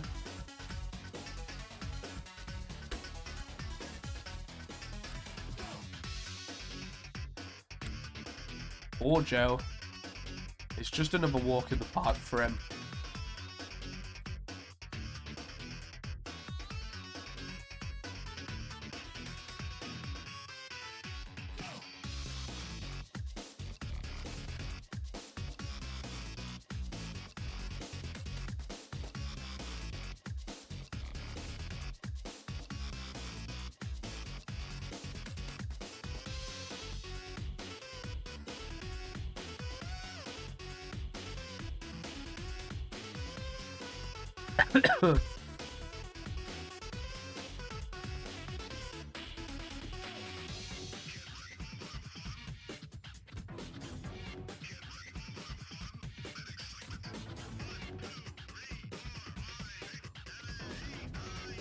Not a lot to speak about with the lore on that one. Just good that we got it sorted. And now we're going into the Theory of Everything 2. Now, if you do remember the Theory of Everything 1, this was a story linking Joe and his story to the real world, to Stephen Hawking and the Theory of Everything. Now, where we left off was the fact that Stephen Hawking has allegedly been to Jeffrey Epstein's island to do some things that are unspeakable, and also to look at tiny people drawing on whiteboards and such. So instead, the Theory of Everything 2 is now about the contrast of that, of good and bad, of evil, of good and evil, and yeah, we are going to get into it a little bit with this level. It is a tough one. Maybe get yourself a drink. This might take a while. I'm going to explain it as we go through, as always. Then go into some practice mode, and then maybe just be a bit quiet for the last little bit where I'm just trying to lock in and beat the level. But we're going to go straight back into it. One of the first times we've heard a piano in this soundtrack. And this contrasting bashing melodies in our ears.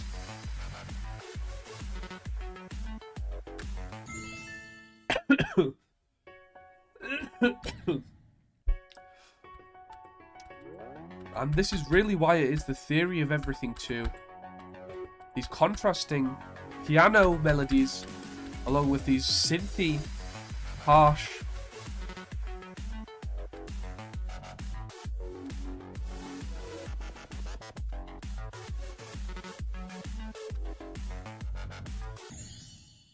we're getting about a quarter of the way through.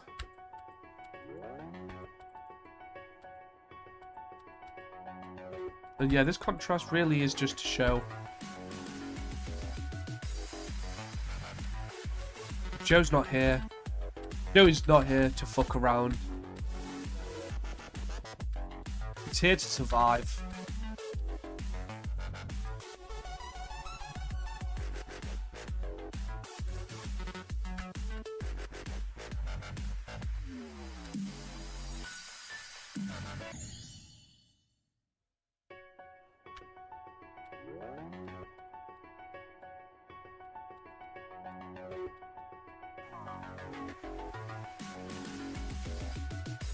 At this point, he has reached this level of maturity.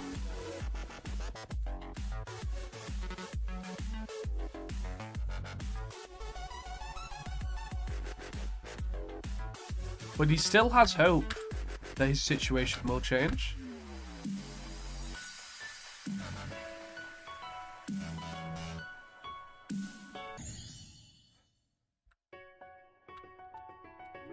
I haven't played this level in a while, guys, but we're not doing too bad from just pure memory.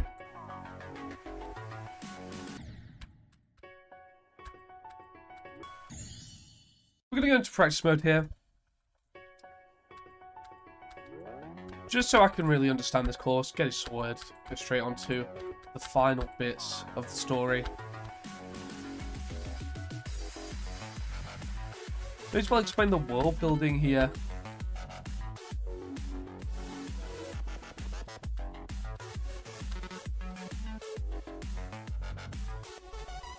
I enjoy the fact that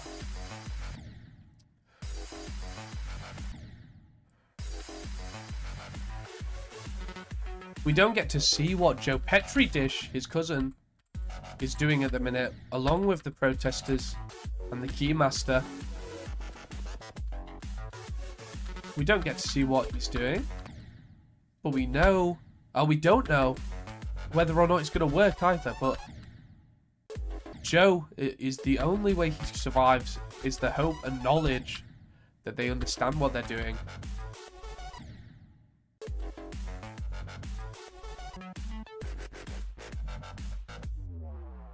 Okay, it's not too hard. We can definitely do it. I don't think there's anything else really to say here. We just kind of need to know that this is a down period for Geometry Dash. And that he just needs to hold our hope, beat these hard levels, survive as much as he can, and hope that Geometry Dash's plans work out. That's all we really need to know for now, guys. As long as we understand that, we can just lock into this level, beat it for you guys. We'll get straight into the next one and close out our story.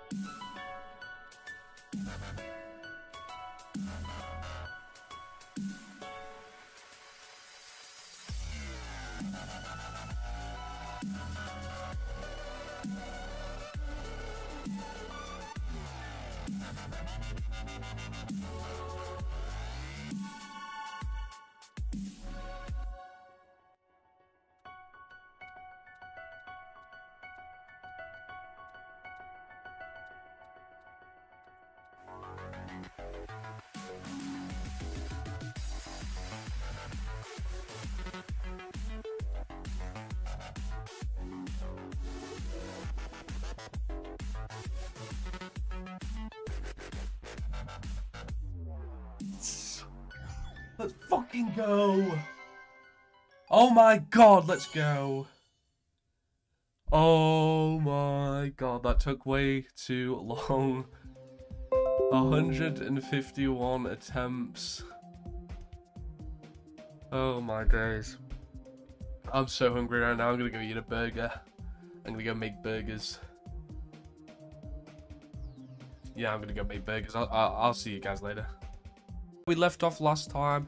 We had just beaten the level Theory of Everything 2, and as I said, I was gonna go eat a burger. I have, in fact, and you can see the pictures on the screen right now. I did, in fact, eat 2 beautiful burgers.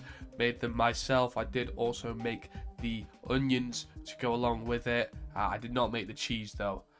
It was very tasty, it was very lovely. It gave me the reset that I needed to go on to this next level, Geometrical Dominator.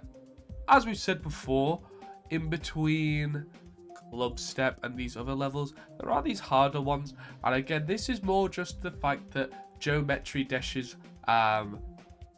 mentality has sort of gotten better straight after the demons. Now, you can see this within people who experience psychosis, that after their main event of psychosis, they might experience this thing in their mind where they believe they're not as affected by it as they truly are. So we are going to hop into this level, Geometrical Dominator, and yeah, it's a lot of fun, this one. It's very colourful, and I think that is more of a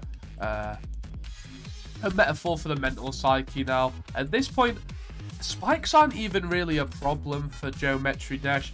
He doesn't even care that he's in the court of King Harold. He's smiling, he's having fun. And we lost a level right there, guys. That is another one where we didn't get it first try. We've only got a few levels left, so...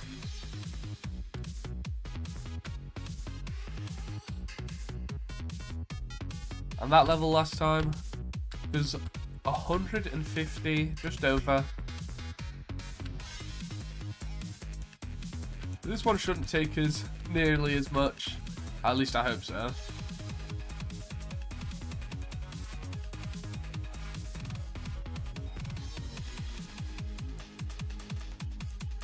There is one portion of the level that I do want to point out for some lore significance, and that is in a bit here where the level turns completely black. This is a moment in Geometry Dash's life that is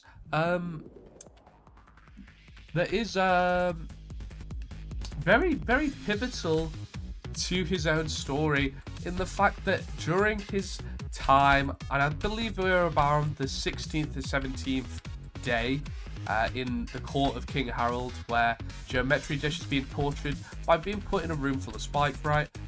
I do want to say that at this point, his mental state is so scrambled that he closes his eyes and lets himself figure it out just by the feel of it.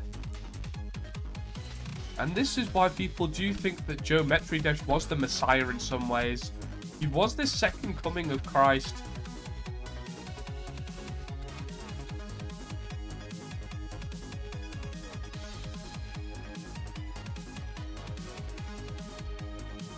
And you'll see it coming up soon. And we do have that another theme of faith here. Look, he's been guided by the light in complete darkness. Geometry Dash within himself. This is about 1864, as we said. He's been guided completely and utterly by his faith that things will work out in the end.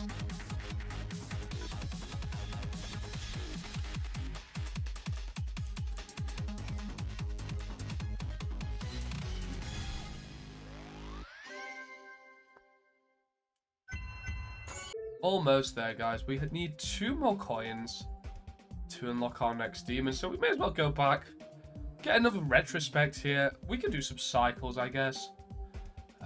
Or we could do some easier levels here. Stereo Madness 3rd coin, that's easy. So yeah, we could go all the way back to the start here, which just kind of give you some retrospect. That's why the coin barriers are there. Of course, I've already played the game, so it's quite easy for me to, you know, collect all the coins as I go through.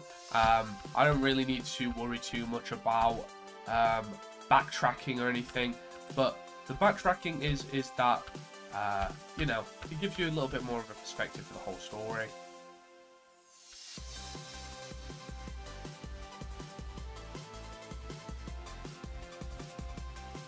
Let's talk about story validity while we're here. People do think that the story of Geometry Dash is a completely fake tale, sort of just to preface this, you know, people don't think it's real the same way that people that don't think Jesus Christ is real. Now, you can think whatever the hell you would like to think around that and around Geometry Dash, but what we do know is there was a guy called Geometry Dash from that time. There was a King Harold. He did have a court, so you can make up your own conclusions there to whether or not you believe that Geometry Dash was the second coming of the Messiah. I don't personally believe it, but I think for the story to make sense, we have to give the benefit of the doubt here. We're going to get the 3rd coin. Only 1 more, guys, and then we're on to our final level of the story before the encore. Nice and easy there. Go and get the back on track 1st coin, or the 3rd one. I'm not too sure if I remember where the 1st one is. It's a little bit weird, this 1st one. But it's really nice to be back here, back at the start of the game. Back when we didn't know as much about the story, about how it's going to unfold. Time seemed a lot simpler, even though Joe was more stressed.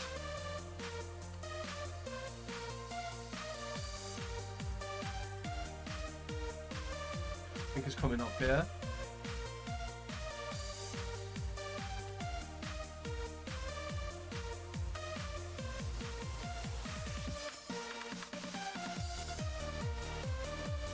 When Joe only had access to the ship.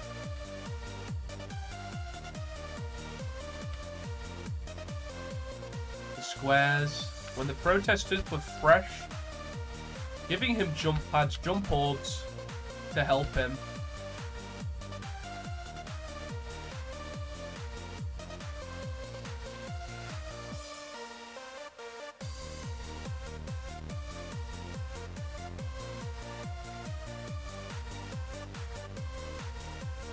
And that'll be it, guys. We're getting 30 coins. We've unlocked black here, both black colours from completing Club Step. And finally, we have unlocked the last level of our story, Deadlocked. Now, I do want to just... Well, we'll go through it now from the start, from Stereo Madness, all the way down to our the climax of our story. We have to remember here, for anyone who just hasn't been listening, who has just skipped to this point in the video, this is a perfect time just to listen and learn about the story of Geometry Dash. Now, again, this is based on a story, a real story from around the 1800s. Obviously, we talked about the validity there of the story, but, you know, we have Stereo Madness here, the #1 level, the first level, where Joe has a lot of hope that if he just passes these challenges that he's been thrown at, they'll be able to be set free. And set free from what?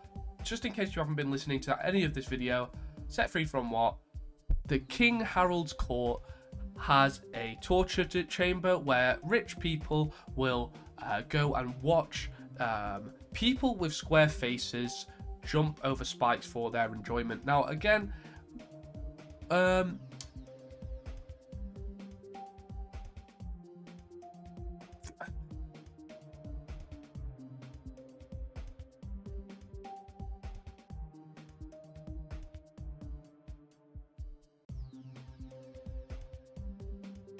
now let's just do a quick retrospect here. Wait a minute. 9. Now let's just do a quick retrospect here of the entire story, starting out on Stereo Madness. Just in case you haven't been listening or you're watching it on sort of a clip channel, the start of our story starts with a couple characters: Geometry Dash, a guy with a square head, the court of King Harold and King Harold himself, and this chamber where he is forced to jump over spikes for the amusement of the rich and powerful of that time. Now, King Harold only did this because Geometry Dash had this square head, and it wasn't as ovular or circular as the other people's, and so King Harold thought he was a demon, well, we don't really know what he was thinking, but the founding theory is that he thought he was a demon. And in this first level, Joe thought maybe if I beat the first test, then they'll let me go. And as we can see, he kind of thought that on the second day, and on the third day, he's starting to realize, oh, I'm getting a bit tired now. He's starting to see things. He's starting to see poltergeist, ghosts, right? And he goes to the 4th level. He's getting dried out. He's not got much water left. He's not got much food. Base after base. This is where the protesters start to arrive at King Harold's Court. They start to give Geometry Dash some food and some water, and they give him that base to keep on going, keep on fighting, while these protesters figure out a way to free Geometry Dash. We have Can't Let Go, another one about hope and change, and the fact that Joe has to he can't let go of his hope. He has to keep on thinking that someone will help him out eventually. Jumper, and at this point he's gone completely mad, and we have talked about the connection between Jumper and September 11th, 2001. We have talked about that connection between the story of how people didn't have hope that they would be able to be rescued from the burning buildings on 9/11, so they jumped out from the top floors, and they were called Jumpers. So that is why this level is called Jumper. We have Time Machine, and now Time Machine is an interesting one because there was people with time machines trying to help Geometry Dash. Part of the protesters outside were some people who could use a time machine. Now, as well, Time Machine is a mental aspect of Geometry Dash's psyche. He wishes he had a time machine. Maybe he could go back and make his face less square. He can make it more ovular. You know, if we had a time machine ourselves, we might be able to change features about ourselves that maybe we, maybe we want to change, but it would make us into completely different people. cycles. Now, we've already been over the sort of cyclic nature of this story and the you know, the everlasting cycle of this despair that Geometry Dash is going through. And it is important to kind of realize that after cycles comes Xstep, an insane level. At this point, he started to go insane. He started to go completely mental, but the only thing that is keeping him alive is his hope and faith that he will be rescued eventually. And Xstep, we don't really have to go too much into the name there. Clutterfunk is sort of the same deal. He's sort of cluttered, he's not thinking straight. At this point, he started to lose his mind a bit. And Theory of Everything, we have gone a bit more into detail on Theory of Everything and Theory of Everything 2. Both of these lore-wise have something to do with Stephen Hawking's Theory of Everything, with Jeffrey Epstein's island that Stephen Hawking allegedly went to, and, you know, the connections there between being someone who you would view as a good person, maybe they could just be a bad person as well. The thing that it doesn't stop us from being bad people, right? Our actions make us bad people, and that's what the Theory of Everything and the Theory of Everything 2 is about. Electro Man Adventures, again, we've gone into this a little bit. This word electro comes up a few times, and both times it's a little bit speculated between lore theorists like myself, but I do believe this is referencing Michael Jackson and his case of vitiligo, where his skin started to turn white because of his pigmentation. Electro, this word is sort of electronic. I sort of see it as an electro personality or an electric voice, like Michael Jackson had. And yeah, Michael Jackson is pivotal because it is again, he changed himself from black to white because he didn't like the look of his skin with vitiligo. He just wanted to view himself as normal. And at that point, it kind of gets into, would you change yourself to become more societally accepted, or should you just accept the flaws of who you are? And Joe decides to accept the flaws of who he is and keep his hope throughout the next few levels. Now, he does get into a bit of a rut with our first demon. We know this because his mental state at this point is completely shattered. He hasn't heard back from them,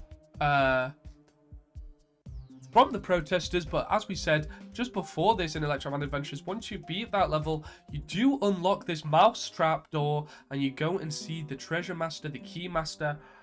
You go and realize that these protesters have a plan to let Geometry Dash out of his cycle, out of this brutal thing that he's been trapped in King Harold's court. And then at that point, he does begin to lose his mind, but also realize he can't give up. He has to just beat his demons. He has to just become better, guys. That's all. That's what this level is about. Electrodynamics, we've already kind of gone into this. We do look at the word dynamics a lot in the level, but I think we've already gone a bit too much into that, so we don't want to go into it again. The only thing I would say, again, that word electro comes up, Michael Jackson, vitiligo, turning from black to white. It is a dynamic, it is a change, it is a contrast, so you do have to keep that in mind as we go through these next few levels.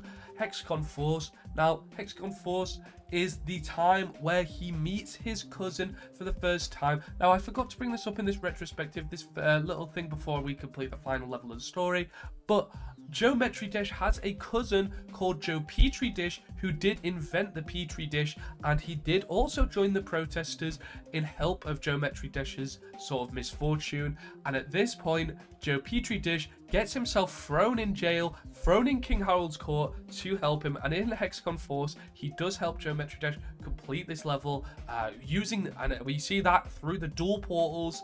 That is Joe Petri Dish helping Geometry Dash through the hard level right there. He does eventually, after this level, get thrown in the dungeon, which is exactly what they wanted to happen, but we will talk about that as we get into the final level. We are getting close now, guys. Blast processing. Now, this level isn't really a lot to do lore wise. We just have to view this in between our level Hexagon Force here and the final level as Joe's final last stand of hope, of change, and understanding that in between these levels, the only thing that he can think is hopefully these protesters will be able to help him out in the end. And so for 1, 2, 3 levels here, he has to endure this very, very tough beating, and especially this demon Theory of Everything 2. One of the hardest levels, took us 151 attempts there. And we have been a bit through into Theory of Everything and how that relates to Stephen Hawking and Jeffrey Epstein. But the Theory of Everything 2 shows a completely different dynamic here, where you can be someone who is viewed as very smart, even if you have something that maybe is wrong with you, that sets you aside from the norm, and then you can still be a bad person. But maybe you can also be a good person, right? And so this is why Geometry Dash had to sort of view himself as a guy who maybe just looked a bit different, but at the end of the day, he's just a human like everybody else, and he has the exact same flaws and positive impacts on himself and others.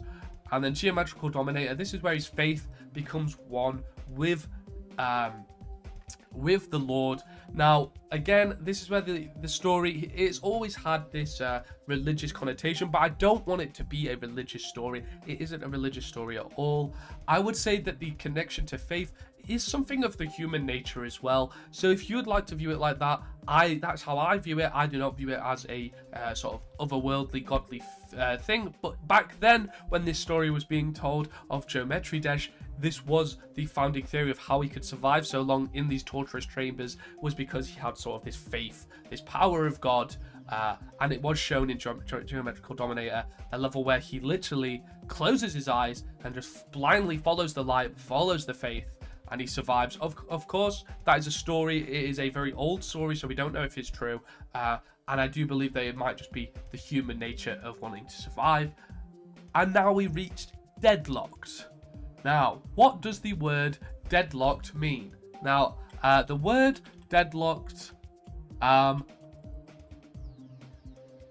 have to search this up, I can't lie. I bet I can make something good up.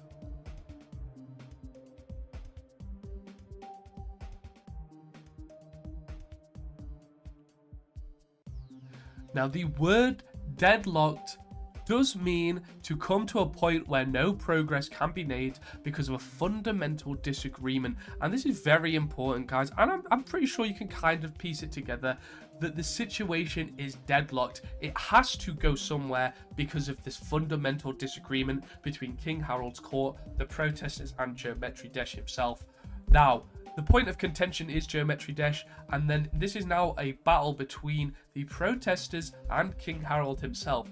Now, we will see at the end of this level, King Harold will fall. Now, this is the big ending sequence. We're going to play this level. We're going to talk a little bit about the level design and the lore that's lying within that, but eventually I will just be locking in. I will be trying to complete this level as the final step in our story. And then again, we've got two levels that are just a bit of encores. They're not actually to do with the story, and we will be completing them just for a bit of fun, where we can go into some fun facts about the story, about the development of Geometry Dash, and a bit more about the lore. But again, we're going to go through this. We're going to talk through the last level, Deadlocked, here. I hope you guys enjoy. Comment right now your favorite level in this game so far. Let's get into it. Attempt 1. Now, this is one of the most crazy levels in the entire game. Very fast. Don't blink.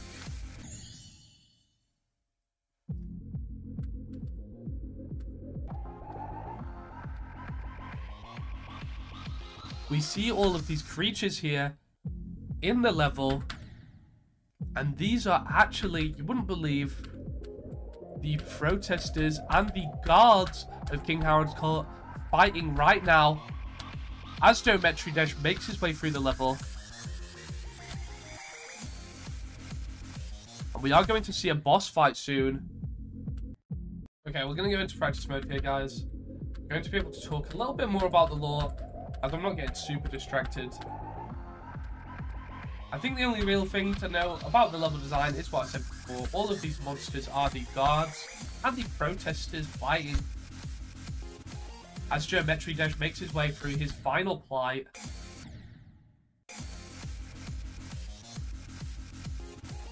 Potentially hardest plight.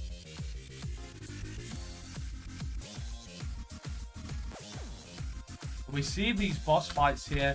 These fights where the guards are trying to take down Geometry Dash, which we haven't seen in any other level. They haven't really wanted to take him down at this point. But now that he may actually escape, the Court of King Harold has to subdue him. I think we'll be able to beat this level fairly easily, guys. We have to go. Let's remember, let's do memory. Down, up, down, up. One, 1, 2, 3, 1, 2.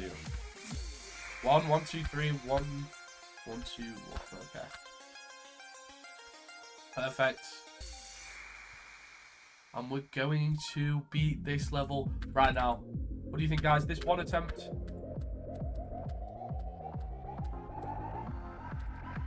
I do think Deadlock might be the middle of packet difficulty, but I think it's just to show you the ending of the story, mainly. Not to be crazy difficult, but it does look very difficult for sure. Unlucky there, guys. We will be getting this sorted, though. At this point, though, I think it is a little bit of locking in. We've kind of spoken through the lore of the level. I think we should just let it speak for itself on one attempt. With everything that we've learned so far, guys, the context of Geometry Dash's story in full effect here. This final plight, this final battle between the protesters and the Court of King Harold. Who will win in the end?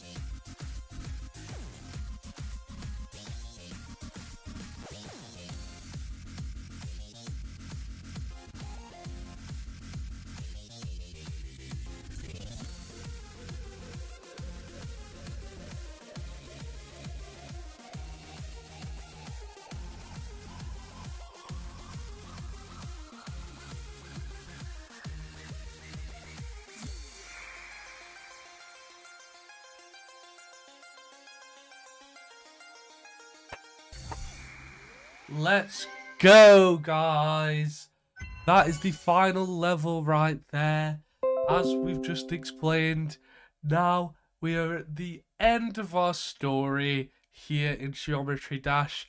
And I'd just like to explain how this all ends up. Of course, it's kind of not said within Geometry Dash how it ended, really. But I think it has been metaphoricized within the last boss fight, within the last sort of, within the last level where all of these people are chasing Joe around, and the final bit is his escape from the deadlock, his escape from his situation, and that the storming of the Court of King Harold by the protesters was a success, guys. Yes, so this is a good ending to our amazing story here. Geometry Dash, the Sisyphus of his time, was able to push the boulder to the top of the mountain. But what now? You might be asking. What now?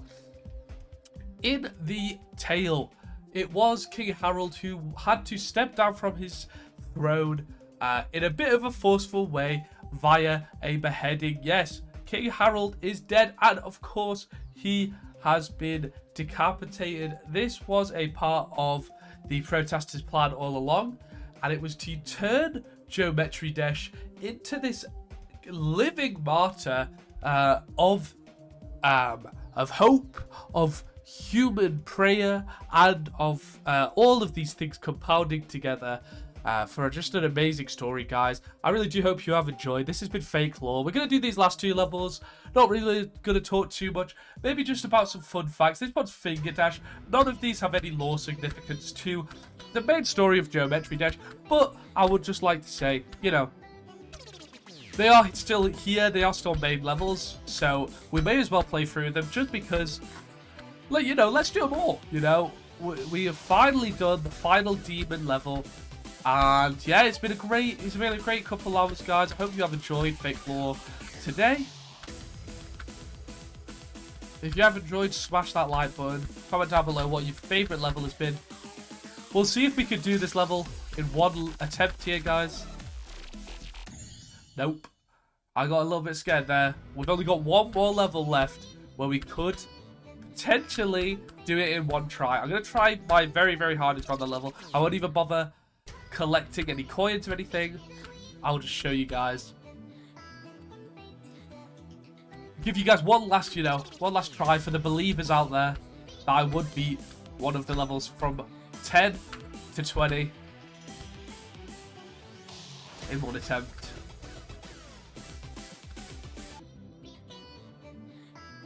In fact, I don't even know if we can, because I don't know if you remember, I did click on one of the levels like twice. I don't know if it was Finger Dash or it was the final one.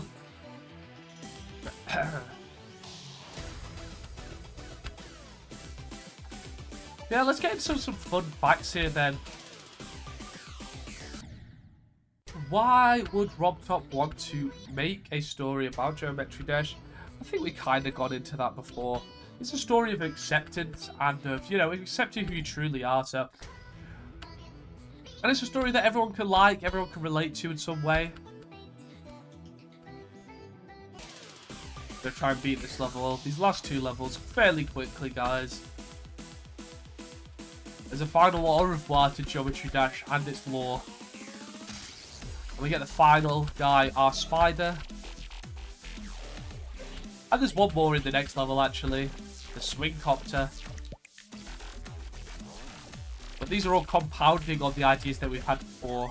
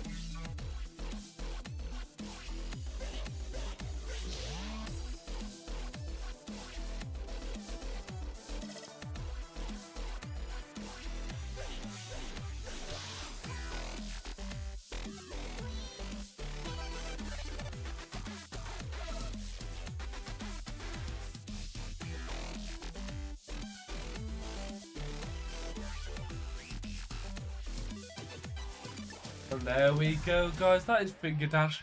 the second to last level, and a bit of an encore for us. We got 3 coins there just for the fans. 5,550 orbs. On to the last one, which is Dash. And if you have enjoyed the video so far, and we are getting to the last bit of it, please leave a like, leave a sub, tell your mates about this. I've been Fake Law. This is going to be the last level for us today. Dash. Can't really think of any other fun facts for us, really. You know, we've already talked about all the pivotal characters in this and their relationships and stuff. So, you know, we're just going to talk through, chat about some random shit, honestly, just for the last bit.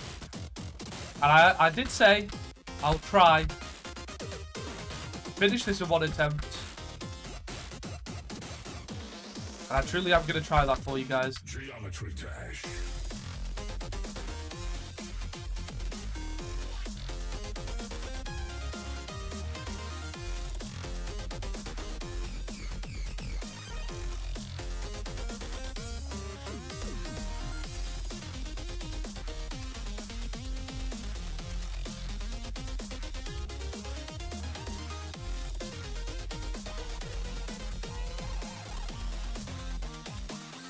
Looking pretty good, 50% way through. I'm not going to jinx us though.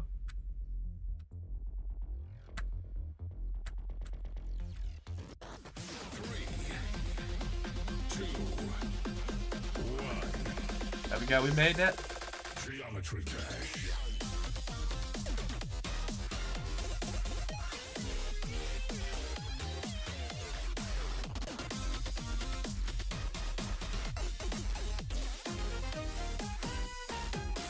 Okay, come on guys, lock in. Last level. 1 attempt. The believers, they never thought we could do it. And we could. 1 attempt, guys. I knew it.